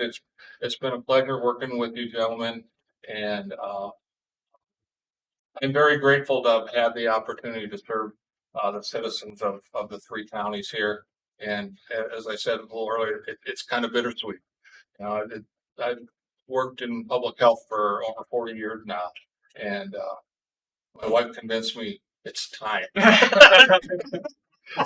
So thank you so much, and I'll be happy to answer any questions that anybody had on my report. I do have a couple questions. First of all, thank you for your service. Your your expertise and knowledge will be greatly missed, I'm sure. Thank you. You'll be a hard person to replace. Thank you, sir. I appreciate that. So, my first question is, on the wells, when someone signs up for, public water, do they absolutely have to close down their well? Yes. Yes. Okay, so is that state law then? Yes. Okay. Yeah. All right. Yeah. And the reason for that, it's a contaminated well. So there's no way of monitoring, you know, so little kids could come by and, you know, if they had an outside well, they could drink it. So, and the other thing is potentially after everybody's gone, they might hook that up and there may be a cross connection between that well and the city well. So not only would that contaminate the house, but it could potentially contaminate The neighbors. everybody that's on the water system. Right. That's the reason for that. Okay, so, moving on, can you tell me what 1,4-dioxane is? It, And where it comes from? Oil, it's a, Is it oil? Mm. Is it oil toxin? correct, Paul, I'm pretty sure that I that's. believe it, and you asked me that question before, and I looked up the answer, and I'll be honest with you, I don't remember, but I think it is a byproduct of petroleum, the petroleum product, and so you know, unfortunately, the real bad part about that is that there are no filters to remove it, and it's a really tough one, and the state's kind of scratching their head trying to figure out what they're going to do with that, especially since you know they drilled another well for the one gentleman thinking that they were going to get out of it, and they didn't. So that contamination of the 1,4-dioxane might be a little bit more widespread than they originally thought. But you know, I'll look that up. I'll research that, and I'll send you an email. Thank you. Tell you exactly what that 1,4-dioxane is, or I'll look it up and I'll tell you before the meeting's over. Thank you. Appreciate it. No problem. Any other questions? And like blowing out a big bang of reports, but the watch retirement is not for the weak hearted. You always Oh, yeah. Well, I'm a golfer, so you know, my plan, at least originally, until the weather turns bad, is to play a lot of golf. That's good. And I got 100 honeydew projects around the house that have been put off. That Yeah. I'm gonna have to get to I as have no well. excuse. The question will be, if your wife's the one that talked you into this retirement, is her plan for you to go golfing every day, or does Actually, Rick, yes, because she works from home and she doesn't want me hanging around the house. You gotta find something to do. She's a golfer as well, so she may even come with me. Let's set up. Well, we appreciate what you've done for the agency, and you certainly will be missed. And I plan on being there on at the open house open River. So Well, thank you. I appreciate that. Yeah. very good. All right, moving on to AAA, page 71. We don't have Laura with us today. Unfortunately, she was not able to be here today. So I'm just going to highlight a couple of things. I'm not even going to talk about provider allocations because I'm sure we'll get down into that when we get later in the agenda. But did want to point out that with the Victims of Elder Abuse program, we've had continual work on some policy updates that are necessary after our most recent review from the Division of Victim Services. So those are going well and we're getting good responses from the division on those. The ACLS did the financial assessment, which they do every year. And so that is provided on the next page of Laura's report there. There were no findings or recommendations. So that's the kind of audit we always like to see. And she is trying to find that outreach specialist. We had an individual that was hired and brought in, and they had to make some life changes. So unfortunately, we're back out on the search for that. We do have Ashley here today.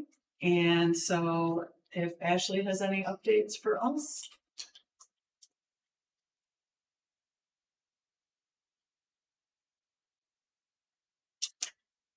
Hey everyone. Sorry, I haven't been here in a while. You can hear me. Yep, right? yep. Okay. I just have a couple of updates. So we're at the time of year when AAA's bring their annual implementation plans to the Commission on Services to the Aging. Laura will present the plan for Region 3C in September, but 8 plans did go in front of the commission last Friday, and the commission, as usual, had a few questions. I will say one thing that came up in pretty much every single plan, every single region, they asked about board and advisory council makeup. They really are wanting to see the advisory council and board be diverse and kind of mimic the community that they serve. So I would imagine that that will continue to come up next month in the annual implementation plans. And then just the other one that was brought up at the commission meeting is there were, I'm sure everyone's followed the state budget, but there was $3 million awarded in ombudsman funding. So AAA's will receive about 2.6 million of that. But right now the commission has a work group formed to rework the ombudsman formula for dispersing those funds.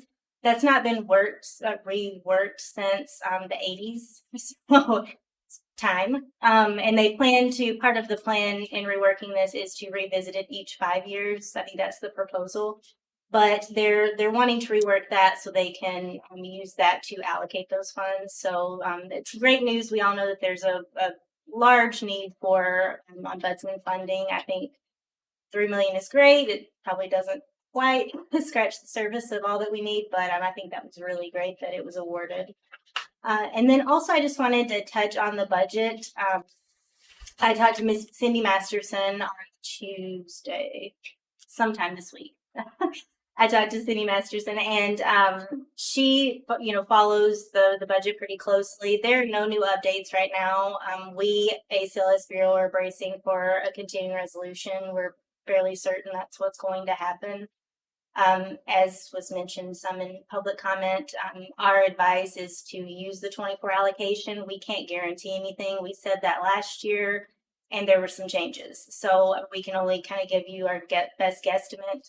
There are lots of factors involved, as we know. It's an election year, so just a lot of things playing into that budget. So, each region is kind of doing what they will with that. But I believe that is, if there is a continuing resolution, it'll depend on, is it 1 month, is it 3 months, and then we'll base our statement of grant awards on that. We can't do anything until they say, this is what we're doing. If they pass a budget, great. If not, how long is that continuing resolution? And actually, that continuing resolution is literally just taking the budget that has been going through and it just continues that, obviously. Thank you. Yeah. So we would essentially use the numbers from 24 to then send out SGs. That's all we have to run. And that's how we operated this last year. For So you many remember. months. Yep, so it was just, month by month by month, and then in the middle of June, oh, by the way, there's 44% cut. This agency received a 44%, which is not what everybody got, but that is what we received here. We received a very significant cut. So was that though, when that 44% cut came, that was moving forward though, right? That doesn't have anything to do No, with that that. was back to That's the whole October year. 1st. So it took away. Yes, and we still had remaining ARPA funds. AAA still had remaining ARPA funds that we were able to use and backfill some of those losses. So those are gone. There is no additional money anywhere to backfill any more losses. So if that happened again without ARPA money, would the providers then have to send us back money, or would we just we would bill less going forward? And we even did have one provider that had to return money this time. So, that's the problem that you get into forecasting a budget that might change, which is why the proposal is later in the packet to do a 10% holdback on certain funding sources. It's not all funding sources, only on some important sources. And the holdback is only there until we understand the full statement of grant award. So, once we know that and we have a full year picture, decisions can change, and they will change. But that was June this year, right? It was mid-June. Yeah. You're almost through the whole budget year by that. And I will say different regions are handling it different. The proposal that Flora has made, other regions are doing something similar. Some are doing the whole amount. I mean, it's just every region. We have this saying: if you've seen one AAA, you've seen one AAA. I think everyone just has to use their best judgment on their AAA, their providers, and we're kind of, unless someone creates a crystal ball in the next few weeks. I mean, we're all just kind of blind faith here. So Same boat. yeah. Thank you. We might have questions for you on coming Yep, I'm not going out, anywhere. but yeah, thank you, Ashley. If this runs into 2:00, I do have to go. Yeah. Hey, I got it. Tom's I'm gonna over be out here here by waiting. 11:30. Thank you. Thank you. Any questions? AAA? All right, moving on. Personal health and disease prevention. All right, and Heidi is at a conference today, so we're just slim pickings here on our side of the table. She highlights communicable disease, HIV, STIs, immunizations, WIC, and of course CSHCS. And if you have any questions, I'm happy to do my best with Dr. Hoover's assistance to answer any of those. So. Any questions? All right, moving on. Financial reports, approval of the payments. This is page 81. Yeah, so I apologize. It didn't occur to me till 3:00 this morning when I woke up that you did not have in your packet the payments for June. I had emailed them out in last month's packet, but they were never approved. So they are in a separate sheet at your table. So payments for June are in a separate packet at your table, plus the payments for July also they need to be approved. Can we do it all in one, or should we do them separately? You can do them all together. I would move to approve the June and July payments as presented. We have a motion and support. Any discussion? Seeing none, all in favor with an eye? Aye. Opposed, the same. Motion carries. Review of financials, page 84. Yeah, so you'll see on the balance sheet that we do have a significant number in red on the 842,000 that's due from state. That's money we owe back to state. That's money that we're collecting the interest for. At some point, they are going to ask for it back, and we'll have to send it back to them. No. But it's not a bad thing. It's a good thing because we're just borrowing their money for a little while and hanging on to it while we collect the interest. So it looks different on the balance sheet. It's a big number, but it's not a bad thing. Otherwise, moving on to where we are, these numbers have been adjusted for the new amendment. So this is a pretty accurate picture of where we are according to the budget that was passed most previously. And we do still have in RU10 that we did not guess very well on what the interest rate of return on our money was going to be. So we've gotten more revenue in, which is why you're going to feel that program is going to be over because of we've gotten additional revenue in. And so less has been moved out to the programs. That's a good thing. It looks bad, but it's also a good thing. And then 325, it is showing 96% expended. And that's because it has to be fully expended before we can use 112. And when you look at both of them together, we're actually under budget for looking at those together. And then your RU24 MERS pension underfunded liability. This is the extra payments that we send to MERS. And we, I think, have made all of the ones that we projected to make in this year at this point. So that's why you're going to see a large number there. And then on the dental clinic Three Rivers, the subleasee, or we have a lease with the hospital on that space, and it changes year to year based on expenses. And we pass those expenses right on to our subleasee. So it is over what we projected because of a change to the rent agreement, but that's all being covered with a subleaser. And then 371, that grant has ended, so it's completely done. And 720 EH complaints is running a little bit high. We really have never tracked that program by itself before. So we made a projection and we obviously didn't guess quite right. So we'll adjust as we can't really make any more budget adjustments, but we'll continue to monitor it and cover any overages in that with underspent areas for programs. And I would be happy to answer any questions you have. Any questions on the financials? All right, I'll entertain a motion. Move to approve the balance sheet and financials as of July 31st. We have a motion, we have support. Oh. Look at you. All right, we have a motion and support. Any further discussion on the financials? Seeing none, all in favor of the aye? Aye. All opposed the same. Motion carries. Very good. Okay, moving on, committee reports, Finance Committee, you have the meeting minutes in front of you. We discussed a lot of the items that are on new business. We'll go in depth on those going forward. I'll make a motion to accept the Finance Committee meeting minutes. Yeah, I'm gonna support you, and you had a very nice meeting. Thank you. Thank you. I appreciate that, John. Any further discussion? Seeing none, all in favor with an aye? Aye. All opposed, the same. Motion carries. All right. Program Policy and Appeals. Yeah, all right, so the Program Policy and Appeals Committee meeting minutes are in front of you. We had a fairly short meeting yesterday. Discussed a couple of the other items that'll be on the new business in a minute, so I move to approve the minutes as presented. We have a motion to support. Second, Mr. Chairman. Commissioner Matthews seconds that. Further discussion? Yes, Mr. Chairman. Yep. My colleague from Hillsdale said it was a short meeting. I think it was almost 1 hour if I read Short. No. 25 minutes. 25. It's a long time in my life.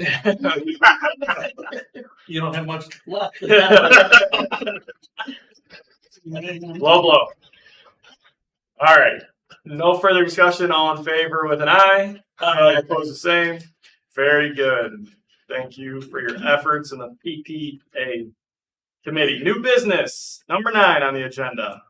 Kindergarten Oral Health Assessment Program. We talked about this in the Finance Committee. We did. Ms. Rebecca, do you want to? So I do have our Community Health Services Supervisor, Terry Penny, here in the audience today. Terry would be the individual who works with the independent contractor, dental hygienist, collects the information from that individual, helps to sort out any questions or anything they might have about the program.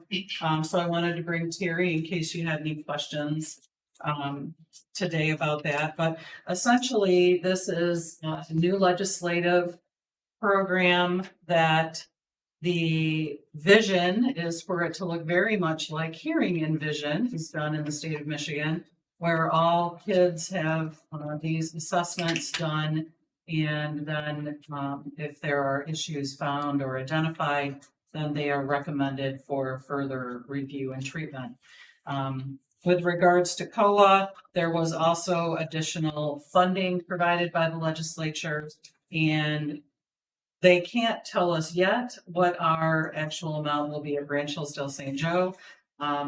They have given us a placeholder amount. We are expecting that there will be more funds for this program than the placeholder amount because the funding is in addition to that. We also have dental funds that are sitting in deferred revenue. I said that right. And so we are confident that with this first year, we can pay for this program. We will certainly reevaluate as we get through the first year and decide if this is something that is going to be a financial burden for the health department or if it's going to be a financial win. And then make decisions about continuing for that. So our recommendation to the board is to approve us to seek the services of a dental hygienist and bring that individual on as a contractor. And we would seek a 1-year contract with that individual for the first year of the program. Good, thank you for that. Yep. And if I might, Commissioner Lanius, you had asked me on that, Becca said deferred revenue, it's actually designated fund balance. Cisco. You asked me how much dental funding was out there, and it is very close to $450,000. Thank you. With that, I'll entertain a motion.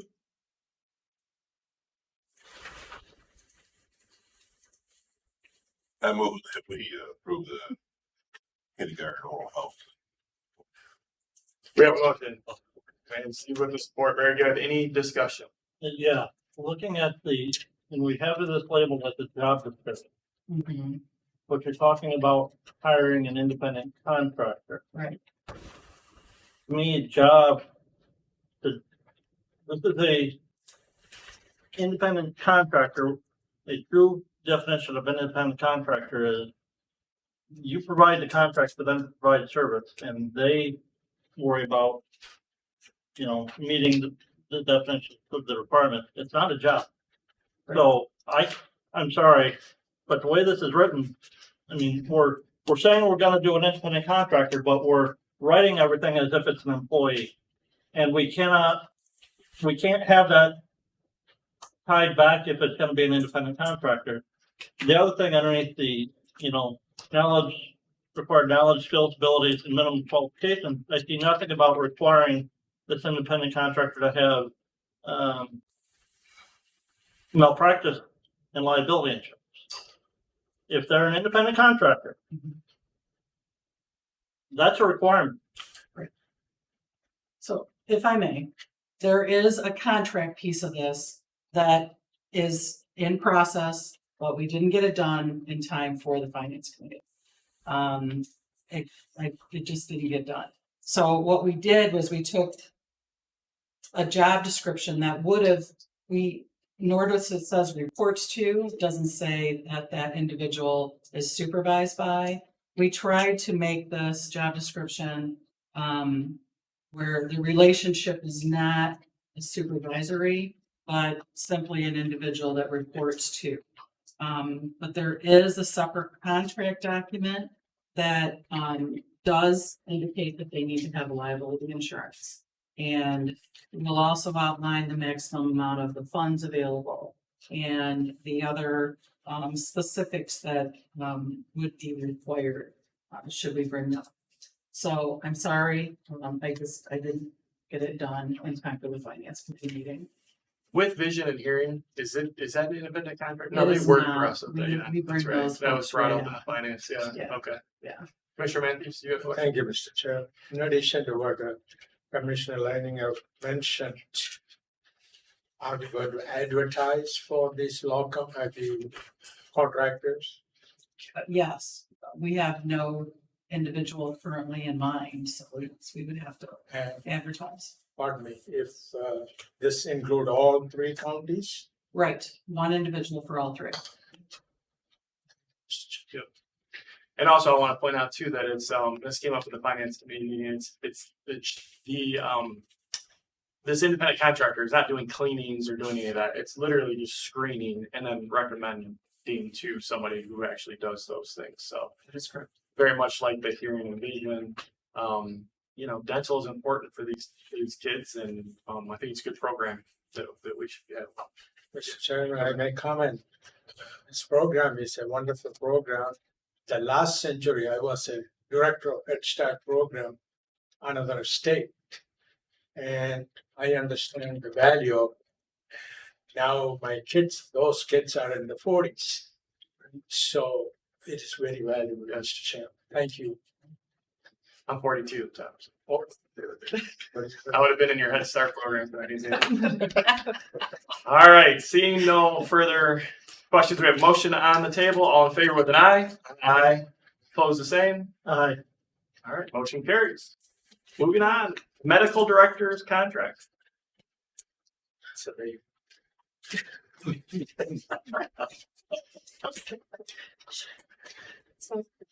Medical director contract. yes. So, the contract before you beginning on page 99 is the current contract with some track changes. So you will notice that this one is also intended to be a 3-year contract, starting in October, the 1st, and running through September 30th of 2027. the, most of the portions of this contract are the same, with the exception of on page 100, you'll see that there is an insertion that the medical director would be granted any percentage increase in pay as approved by the Board of Health for employees of this agency. So what happened in the last contract is that it was static. There was no provision for an increase in wage. Okay, and so those are the conversations that Dr. Lubarello and I have had is with regards to this new compensation package for 3 years that, 3 years without a raise isn't probably what any of us would like to see. So, so that addition would bake into the contract then when the agency gets an increase, the doctor does as well.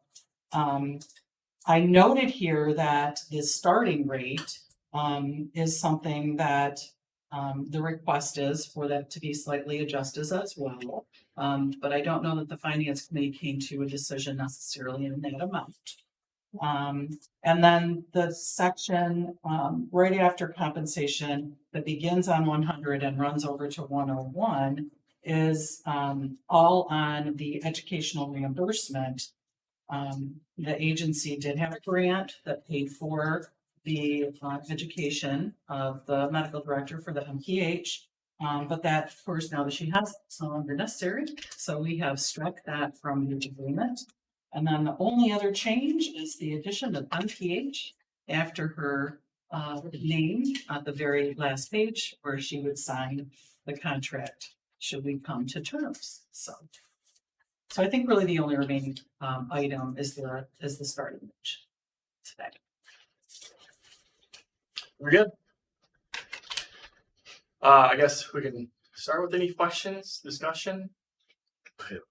Yes. Because it is a financial contract, does she have the option for closed session? I think I should step out. Just to clarify, because it's not a collective bargaining agreement. Okay. The only time we can go to closed session to discuss a contract is if we were discussing a collectively bargained agreement. So Okay.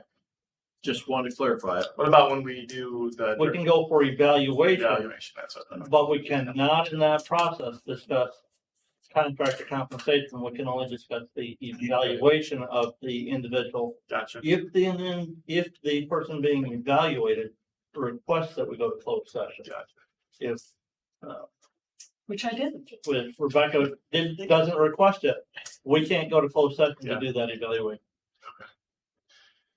Very good. So we brought this up at the finance committee. You can read in the minutes. We talked about this. I think the finance committee was kind of under the understanding that, right now, like Rebecca pointed out, Dr. Lubarello is just static, which from the finance committee's perspective was she should get a raise when all the other employees at the health agency get a raise. So we were okay with that. The health agency, we've talked about this, Teresa, is that if we do a raise for employees, it's October, We try to do it for December 1st, December.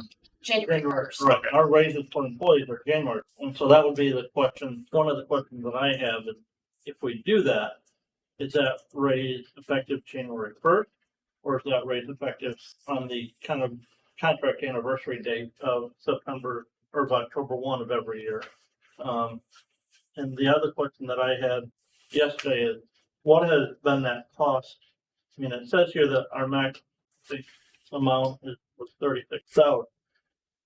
What was that actual cost over the last 3 years for the reimbursement?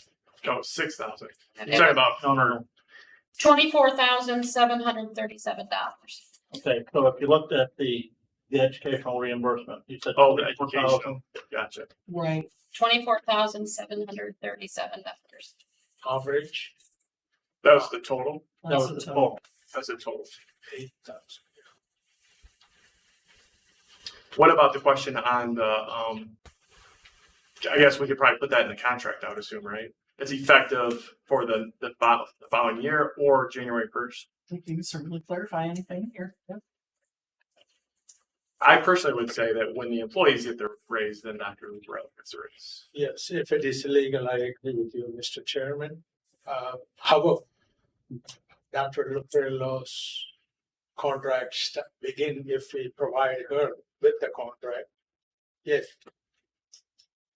And I think we should provide her, if it is legal, retroactively October 1st, even though our employees begins in January 1st.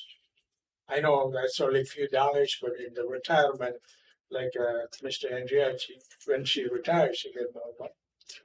She is not part of the retirement. Because she is as well as independent contractor.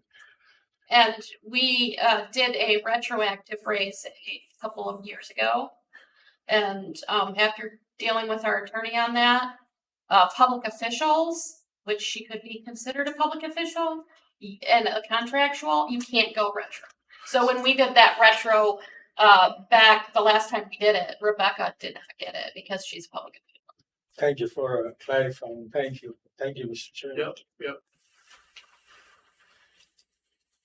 So ultimately, we need to decide on, I mean, it sounds like everybody's good with the employee raise. Now it's okay.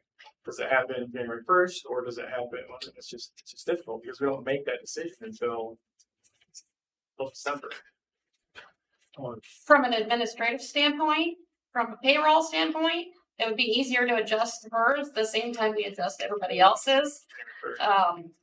Because then we don't forget, we don't have to try to remember, okay, she got granted it here, but she doesn't get it till there. Yeah. We do it Makes at the sense. same time.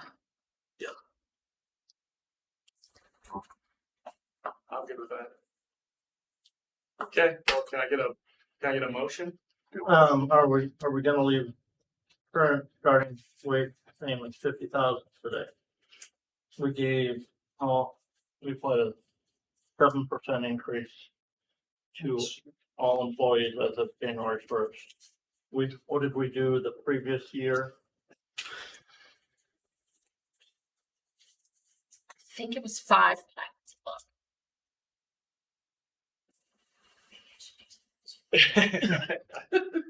So you're thinking increase it by 3,500?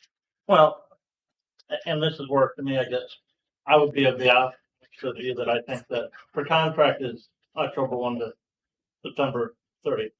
You know, to me, on a contract, you don't change that wage midway through the contract. You leave any wage change on that to be October 1. It's just difficult because then are we gonna review that annually instead of every 3 years?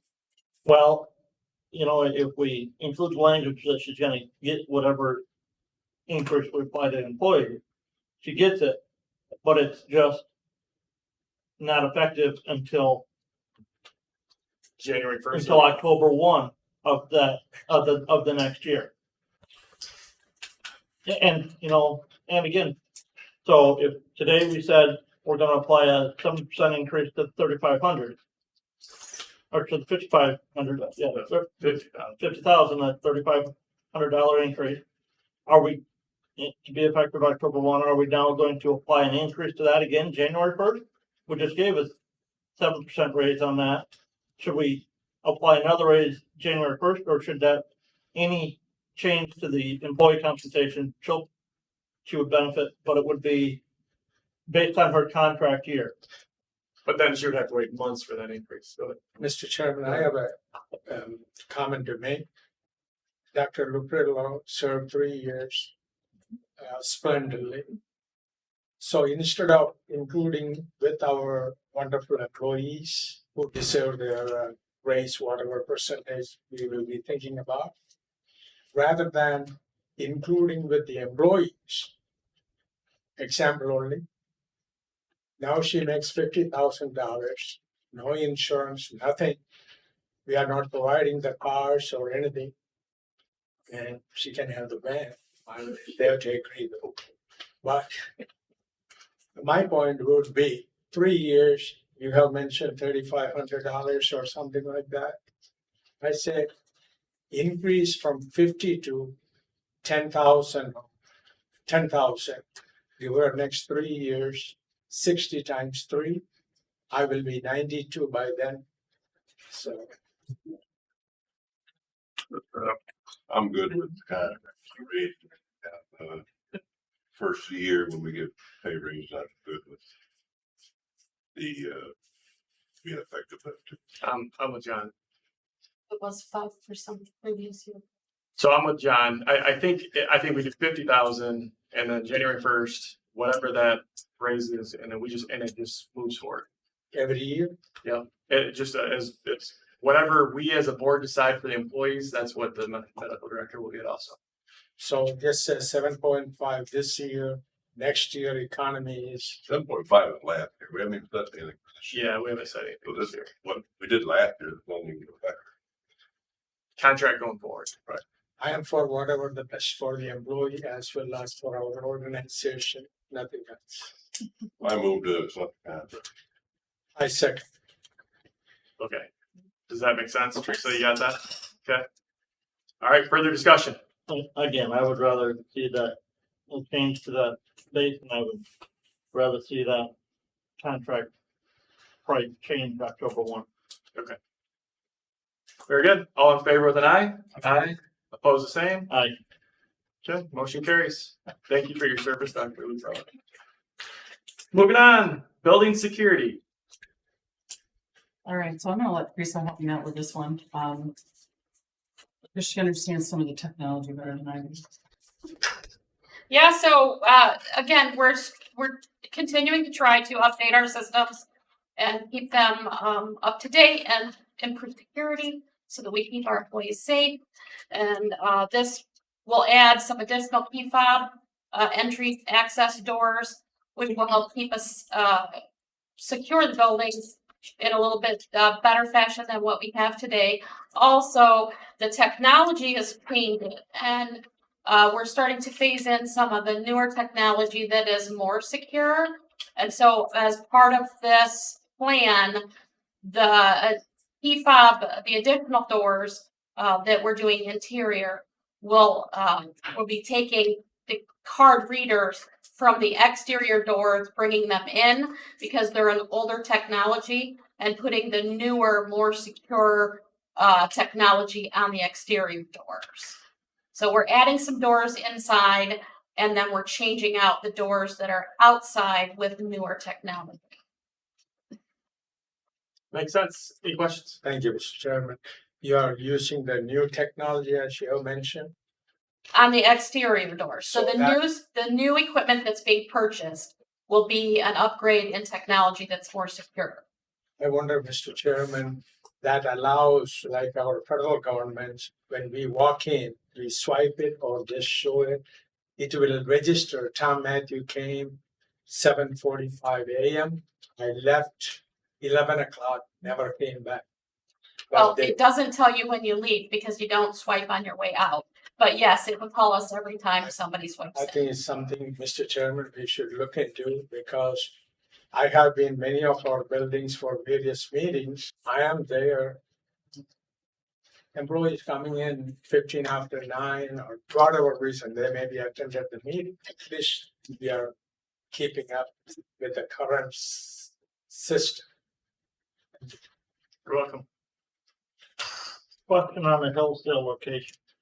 Has this been discussed with the MSU extension? No. But it shouldn't really affect them much in the way we'll just be replacing their keys with fobs. Because that conference room, community room is used by many organizations. Are they giving keys to lots and lots of people? I mean, we can give fobs out to lots and lots of people. I think Is that- smart to Well, keep track of Yeah, what, we who's can, then going. we'll know where the, yeah. who's And that is part of the problem. We don't know who has a key to that door down there. But what But- happens during the day is somebody from MSUE comes in, they unlock the door and the door is unlocked. It's an exterior door that's unlocked during the day. Same thing happens upstairs to the health department. When we open the building, the door is unlocked, and so anybody can come in. I guess you know, I'm hesitant to say, go ahead and do this, which we haven't had communication with the tenant that's in that space that uses that quite extensively for multiple different meetings, whether it be extension related. You know, there's been times that commissioners have had meetings out there. There's been the Michigan Township Association had meetings out there. How are we getting in? Some of those meetings, there would be MSUE staff there. Who would have, But some of those there's not, and you check out the key and you get the key. Then they could check out a fob and get the fob. I can tell you that we did it here in this building without checking with the tenants in the building. And everybody has been, very appreciative of the system. They like it because they don't have to have a key. They like having the fob because they don't have to put it into the lock and try and get the door. well, and also to Teresa's point in finance, she said that it takes $1,500 to rekey a building. To rekey this building So last all time, it these was like keys $1,200. are out there in Hillsdale, and again, this is more Hillsdale, obviously issue. But if there's already out there and you have no idea who has these keys and you have to rekey these, it's a lot easier. Oh my gosh, we got 10 fobs out there and we have no idea who has 10 fobs. Shut them off. You need to shut But so instead of, in Hillsdale, instead of checking out a key, they check on the fob. Correct. Okay, and it's easy to check out a key and go have one made to duplicate. Correct. But you can't do that with a fob. So actually, it's a better deal, and there would be no difference between checking out a key or a fob. And we can Right. give fobs to MSUE that they have available for checkout. Right. And if somebody checks out a key and doesn't bring it back, then we have no recourse but to rekey the lock. If they check out a fob and don't bring it back, we turn the fob off. Correct.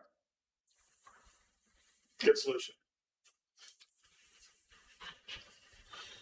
Any motions out there floating out Make there? a motion, we approve five. Security upgrades. Building security improvement I plan. don't know how that works. We have a motion for it. So for what the We have total a- cost is like 27,000. 28, it's 93, I'm paying, 9401. no, it's $24,582 total. There we go. Oh, I'm sorry. It's 9401, 9371. 505, 5800. All right, we have a motion support. Any other further discussion? Is there money in the budget for the? Yes. On the order. The infrastructure grant. Yeah, it's an infrastructure grant. So it's not coming out of general funds or anything like that. So we came in under budget on our paint and carpet. So we still have money in the budget for capital improvement. Spend it. All right, all in favor of the motion with an aye? Aye. Opposed, the same. Motion carries. Building security improvements. Moving on, AAA. Financial year 25 provider allocations, page 116. So even though Laura wasn't able to be with us today, Teresa and I feel prepared to answer whatever questions you have about this. So we strongly feel that this is the best proposal that we can push forward at this time. We are cautious about overextending to our providers. You know, the AAA is a pass-through organization as far as funding gets passed through to the AAA and both of the work and contracts. We do have a small program, as was mentioned in public comment, community living program, we administer, and of course we have the Victim of Crime Act, but that's a different grant that pays for those people. So, anyway, that's all.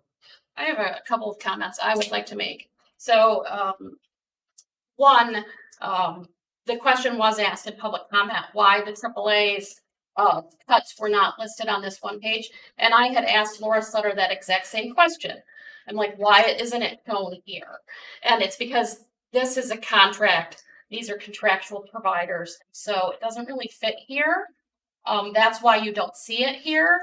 The AAA did receive for their community living service dollars that are funded by these funding sources that were cut. They did get the same 10% cut that everybody else got in those funding sources. It is not here because it's not a contract that is a separate provider contract. So the things that are, I think, important to remember is that we are a small agency and we need to be conservative, because unlike some of the AAAs that are out there, some AAAs stand alone. Our AAA is a small autonomous division of public health. These AAAs that stand alone, they have fund balances, right? Our AAA does not have a fund balance. It is a complete pass-through entity. There is no fund balance. So if we overextend, we're overextending with public health money because they don't have a big bucket of fund balance to help them through, because it is such a small agency and their funding has been pretty stagnant as far as the contributions that they get from the counties. Now, we did get a small increase from St. Joseph County this current year, and we got that same increase from Branch County this couple of years ago. But largely, this funding has not changed very much over the course of time. And we can't afford to put money back because most of it, the money that we get is service dollars, which are passed through, which we pass through to the agencies that we contract with. Do we hold back any of that money for those service contracts? Do we capture any of that for operation of the area agent? So there is administrative dollars. So there's administrative dollars and service dollars. The service dollars are what we would put out to providers. And we also use service dollars in our community living program. Okay. The administrative portion for AAA is taken out of service. I think it's a separate line, but it's a percentage based on the amount of service dollars that there are. Do you know what that percentage is? I do not. But this is not necessarily a cut. It is a holdback. It's a 10% holdback. And then once we figure out what it's a volatile political situation. And once we know, we may very well just say, okay, here you go. You're going to get the rest of this money. It's a holdback because we just are so unsure. But that could be June, right, of next year? It could be. What if we didn't do the 10% holdback, but the providers that follow the money to understand there may be so they get last year's budget. So what would happen was they bill us generally 1/12 of the grant amount. So they would bill us 1/12, 1/12, 1/12. And then if we got a cut, it's possible that they would owe us money back. And one vendor did owe us money back. And if you're an entity that's pretty flush, like most of I think both of the COAs are pretty flush. They get a lot of millage dollars and, they don't have real tight budgets in certain areas. Now, other areas, they may have very tight budgets, but they have a pretty flush cash flow. That's not a problem to probably pay back money for them, but some of the other vendors aren't quite in that situation. So having to pay back might be a hardship for them. Go ahead. Thank you, Mr. Chairman. First of all, Mr. Chairman, I want to thank the directors of Branch and St. Joseph coming here and patiently sitting here and listening to all of us. I wish we did that earlier, bring it to so they can go back to and serve food and other services to both counties. We want to thank Director Amy and Director Shelley. Ashley Rep. Thank you for appreciate. Mr. Chairman, may I ask our Finance Director, Ms. Fisher, is the state told you to cut 10% at this time? I have not had communication with the state. My information comes directly from Laura. Thank you. Secondly, we are assuming that state may ask us to cut. Am I correct? No, this is not state, this is federal dollars. Federal. Right. Thank you. They are federal dollars. And I know Laura has had communication with the State Bureau. And they are supportive of the holdback, it's my understanding. But no, it's not a requirement. They haven't told us we have to do it. Thank you.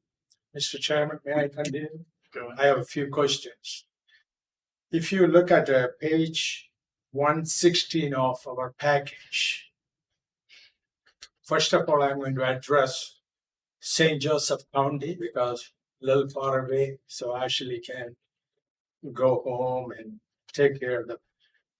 Here, congregate meals and home delivered meals. Those are very, very, very important function of the community. Always we had a great demand. We are going to remove congregate meals from St. Joseph County alone. We budgeted 2023-24, $80,877. That is line 25 I'm sharing with you. Going to decrease $64,824. That means we are going to take the food out of the citizens, $16,053. That is absolutely terrible if it happens. Home delivered meals, Mr. Chairman, Yep. Go ahead. $2,412 we budgeted for 23-24. We are going to, if it happens, I pray it never happens, $176,094. That means $27,963 less. So St. Joseph County, if we plan accordingly, it will be $44,016. Mr. Chairman, in Branch County, line 6 of page 116, we have budgeted $43,264 for congregate meals. We are thinking about $38,990. That means we are going to take the food from the people's mouth, $4,274. The page 116 of item number 10, home delivered meals in Branch County. We were blessed to give them $163,042 for 23-24 fiscal year. Now we are thinking about giving $135,000 and $476. That means $27,566 we are going to take away from well-deserved, mostly seniors, the food. That means $31,840. That's a lot of money. While we are lock and keys and roof, ceiling, driving, everything we are putting money into it, but we cannot find food for our wonderful citizens who serve and serving volunteering. Thank you, Mr. Chairman. You're welcome. I will point out though that this is a pass through. And so when we had those major cuts that have happened, that was from that 44%. Am I correct in saying that, Teresa? Yeah. That was because of the federal cut from last year. So as a pass through, that money passes through AAA to the providers, and that happened because of this drastic cut from the federal government last year. So it has nothing to do with leadership in this room. It has everything to do with leadership at a much higher pay grade. Commissioner, I think we talked about leadership. As leaders, we at times have to say the initial allocation is going to be less because we have no idea that we're going to get that full allocation from the federal government. We have to make those tough decisions at times. And if we get full allocation, that funding will be distributed back out again. But if we don't get it, we don't have the fund to continue to pay that full amount to those agencies. And if you have read anything about the federal budget proposals that are out there, I'm not even sure that a 10% reduction is enough on some of those different line item budgets that they've been discussing in Washington DC. We have to be fiscally sound. Holding back some right now, to me, is better for the agency than going out and saying, well, you either owe us back or we're not gonna cut you a check for 3 months till we settle up that difference as to what we paid you compared to what we should have paid you, because in July of 25, the federal government passes a final budget for the 25 fiscal year. Well, to Teresa's point too, some of these providers probably don't have the money to pay us back, I would assume. There's, you know, the bigger ones. Go ahead. As a pass-through organization for the money, you have the ability to designate which provider gets how much, or do you just evenly disperse the money, or how is that done so that each provider gets a 10% cut? Let's just say you designate the money evenly across the board to each provider. Does everybody get a 10% cut from their piece of the pie? So the way this works is there's an annual planning cycle. There's a 3-year plan, and the 3-year plan determines how we're going to target where the funding goes. It's not just necessarily an even split. It's targeted funding based on a bunch of factors, which Ashley could probably tell you more what factors have to be involved. But it's targeted by need and different things. And then every year, annually, there's the annual budget and plan that come here to this board, and the funding is targeted that way based on the 3-year plan. These 10% cuts are based on only the funding sources that are federal, that we received the large cut on in the current fiscal year. And we picked 10% because we were hopeful. And again, to Commissioner Leininger's point, I'm not sure 10% is enough based on what we saw this year. But we did determine that 10% was a good place to start. It gives us a little protection, but it doesn't totally break the bank for the providers. So we try to cut 10% equally from every provider that gets those funding sources. There are some providers that we could not cut 10% from because we have minimum dollars that we have to spend. And they were so close to the minimum, we could not cut that 10%. So the authority is there to designate which providers can and cannot be held back.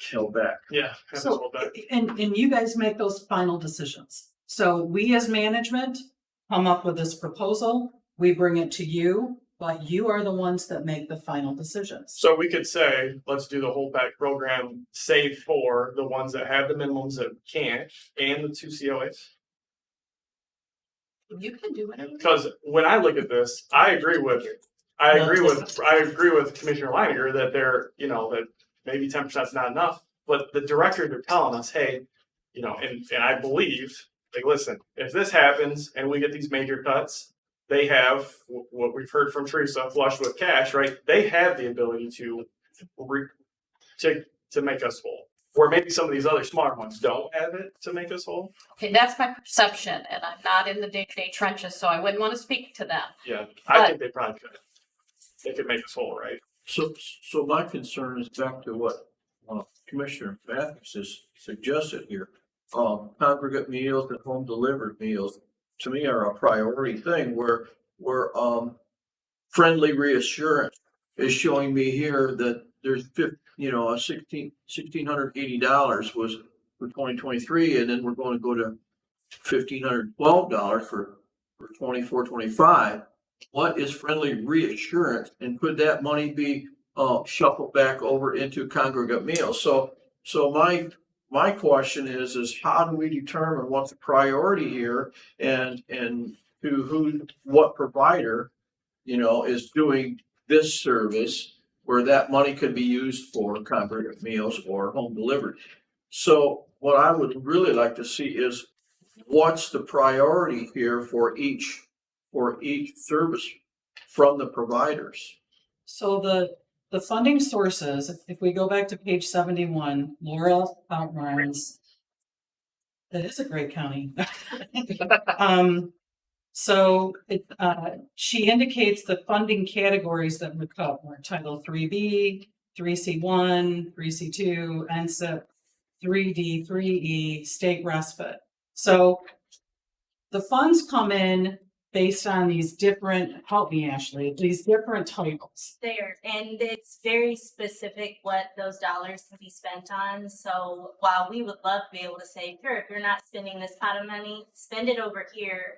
There are strict guidelines that we can work. So I did the whole thing. Laura did include the matrix. So you can see on the matrix exactly what can be funded by what fund sources. So there are dollars specific to congregate meals, home delivered meals, respite, and the whole conglomerate of services. And it's especially the federal dollars, they're very specific in what those things spent on.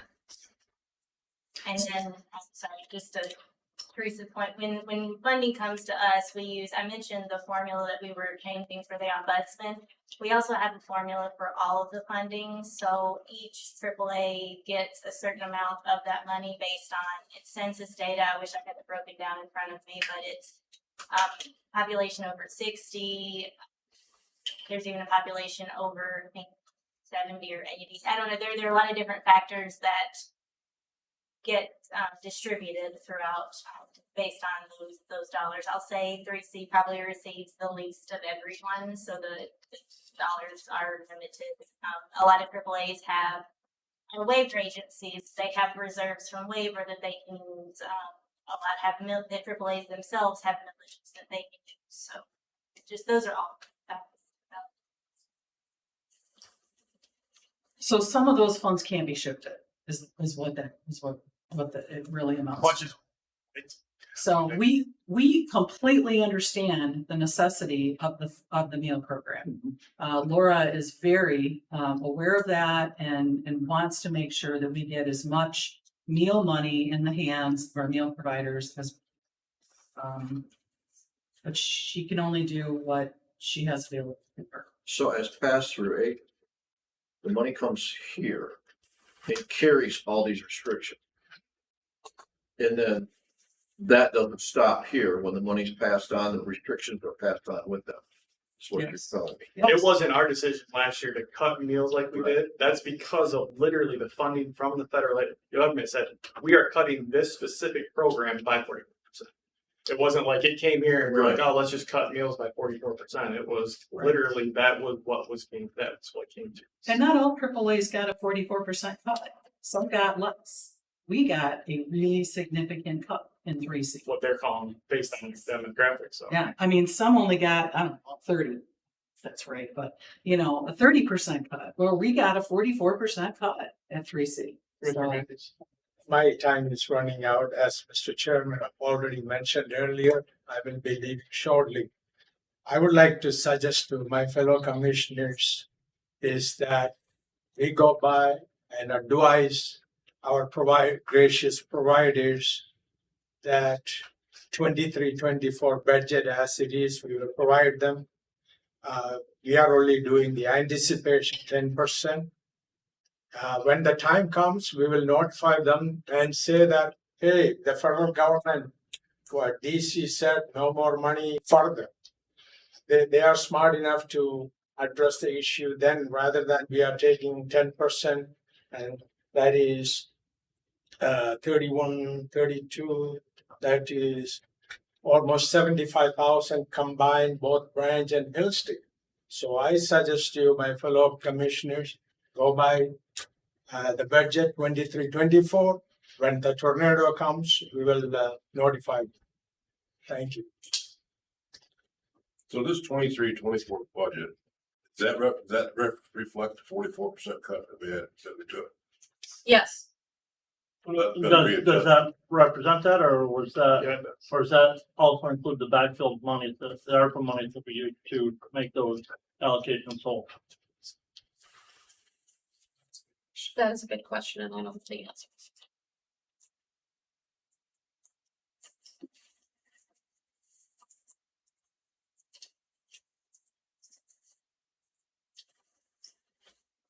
when is it determined that we are able to stop the holdback?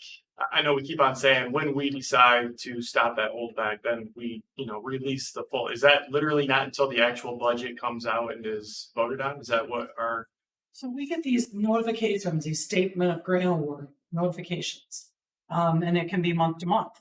So that's all the information the agency has. Is, whatever SGA comes through. That's how much money we have that month. To your point though, oh, I'm sorry. Nope, I'm in the crowds. Anytime the board wants to make the decision to stop holding it back, if the board feels comfortable with the political climate at that time and feels like there's, it's safe to go ahead, then the board could change their mind and issue this funding at any time they wanted to. I would expect that Laura would decide that it was safe when she had a full year grant. How much of a issue would it be if we did approve the budget? If we approve the holdback, exempting the 2 county COAs? I don't know that it would be a problem at all. I think you might have then your other providers in here next month And they're welcome to join us. and ask why they got a cut or a holdback when nobody else did. Right.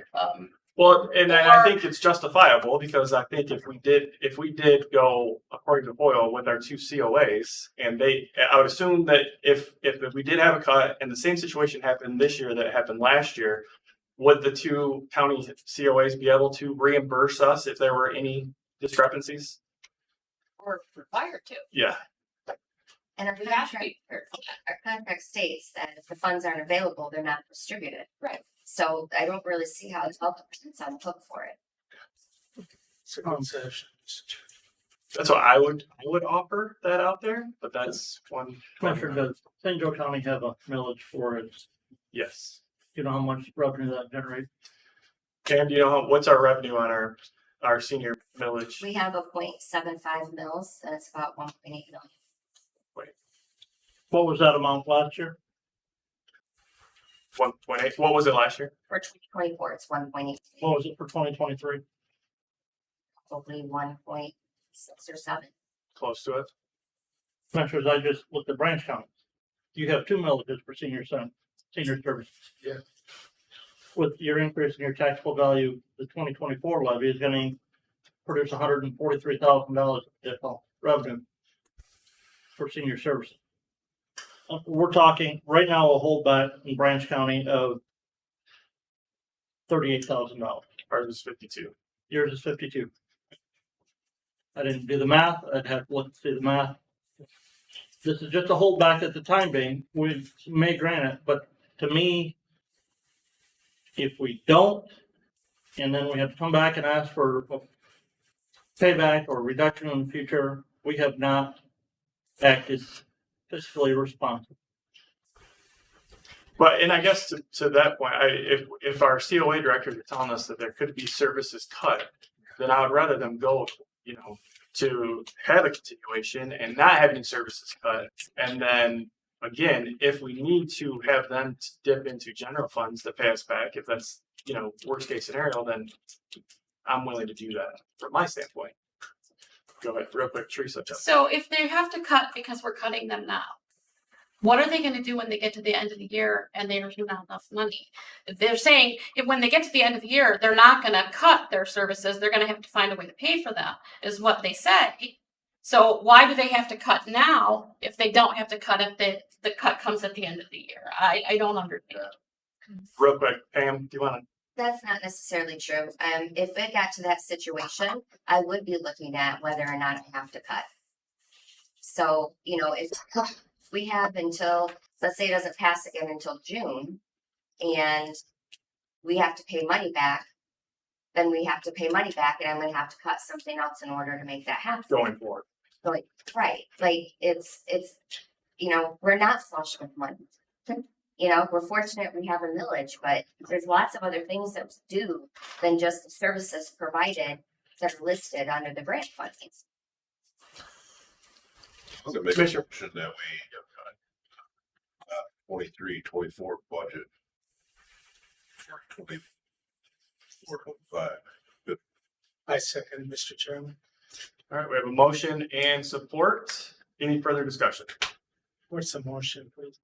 So the motion is to do the budget that was presented as a 23-24, 24-25 without the whole. Right now, that is the motion. And obviously, we're gonna need some communication going forward with the agencies that in their office they're here, that there may be cuts coming. So they need to prepare that going forward. If we're getting the bills and stuff out.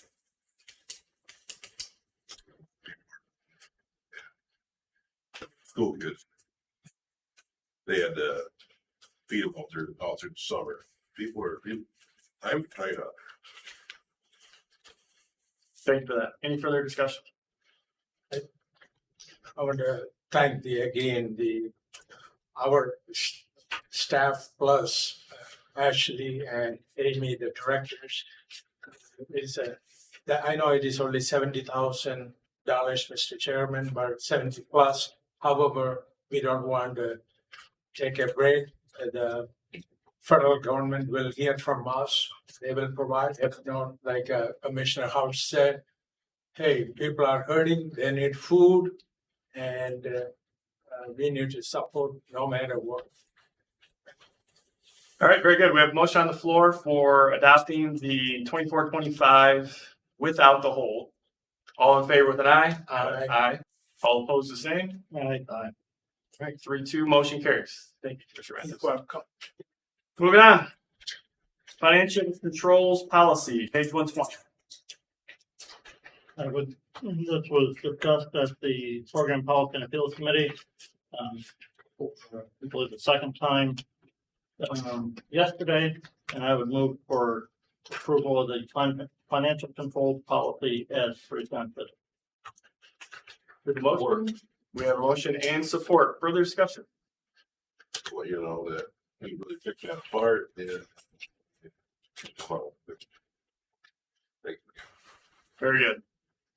All right, all in favor with an aye? Aye. Opposed, the same? Motion carries. On to F, quality improvement plan, page 151. Again, this was something that was discussed yesterday at the Program Policy and Field Committee. As Chris indicated earlier, it is something that is a requirement now as part of our accreditation requirement. And so I would move for approval of the quality improvement plan, and not just a plan, but it's a full quality improvement policy and plan as presented. All right, we have a motion. Do we have support? Support. Motion and support, further discussion. Thank you all for going through that. All in favor with an aye? Aye. Opposed, the same? Very good. Motion carries. September board meeting schedule. We talked a little bit about this finance committee. So we have 2 board members who will be at a conference on our planned date, September 26th. And the question is, should we move the meeting? We're saying currently it is September 26th, and we're gonna have 2 that are gonna be missing there. I'm gonna be gone the 27th, so moving it to Friday is gonna be Would not work would for not me. It's the 25th. They're Is it for 3 days? they're going to the MAC conference, so that it starts on Tuesday, Wednesday, Thursday. Okay. What if we did the 19th? Just a week earlier.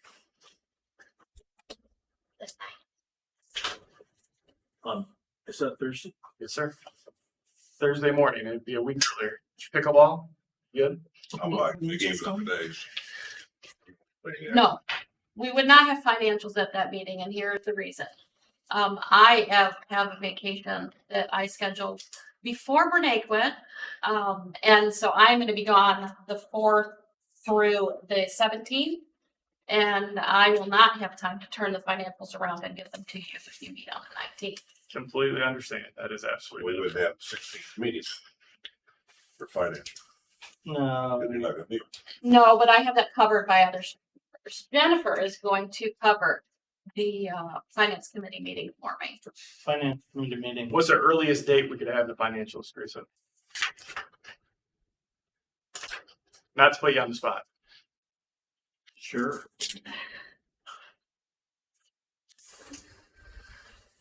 I could probably, what I anticipate is that I'm gonna be working a lot of hours that week, and I'll probably have them done on Saturday or Sunday, the 20th, the 21st or the 22nd.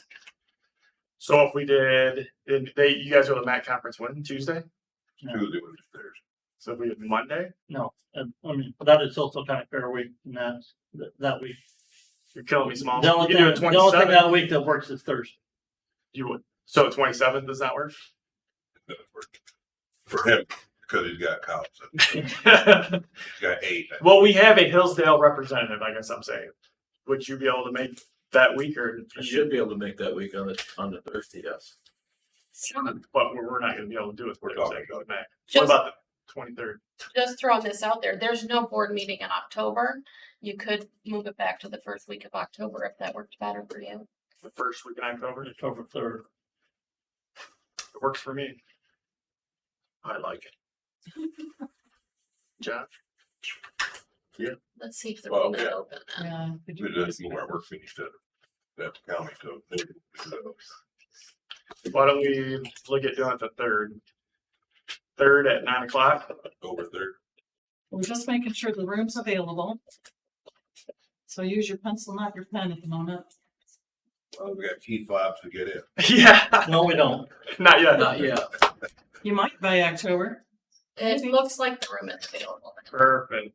Okay, so All right. 10-3. Put it in your calendar. So finance and PPA is still available. It's still okay on the 16th and 17th, or the 16th, right? For finance. And the 18th for The 18th for PPA. And then we'll have our board meeting on October 3rd at 9 a.m. I would move to change the regularly scheduled Board of Health meeting from September 6th to 26th to October 3rd, 2024. Little education center thing. We have a motion and support from Hillsdale. Would Branch and St. Joe want to jump in here? All in favor with an eye? Aye. Aye. Opposed the same? Motion carries. You're gonna miss me and Paul, but. All right. Yeah. That's it. If you like. You'll be in public Hey, if you comment. had donuts and all, so what? He's gonna be golfing. All right, last but not least, we'll do item 10, public comment. Any other public comments? We appreciate you all for taking the time for being here. It's a long meeting, but we do appreciate it. Ms. Ashley, we appreciate you making the drive over, so phenomenal. On to adjournment. Move to adjourn. Support, all in favor of aye? Aye. Motion carries. Hey, enjoy your Thursday, enjoy the weekend. So my. Enjoy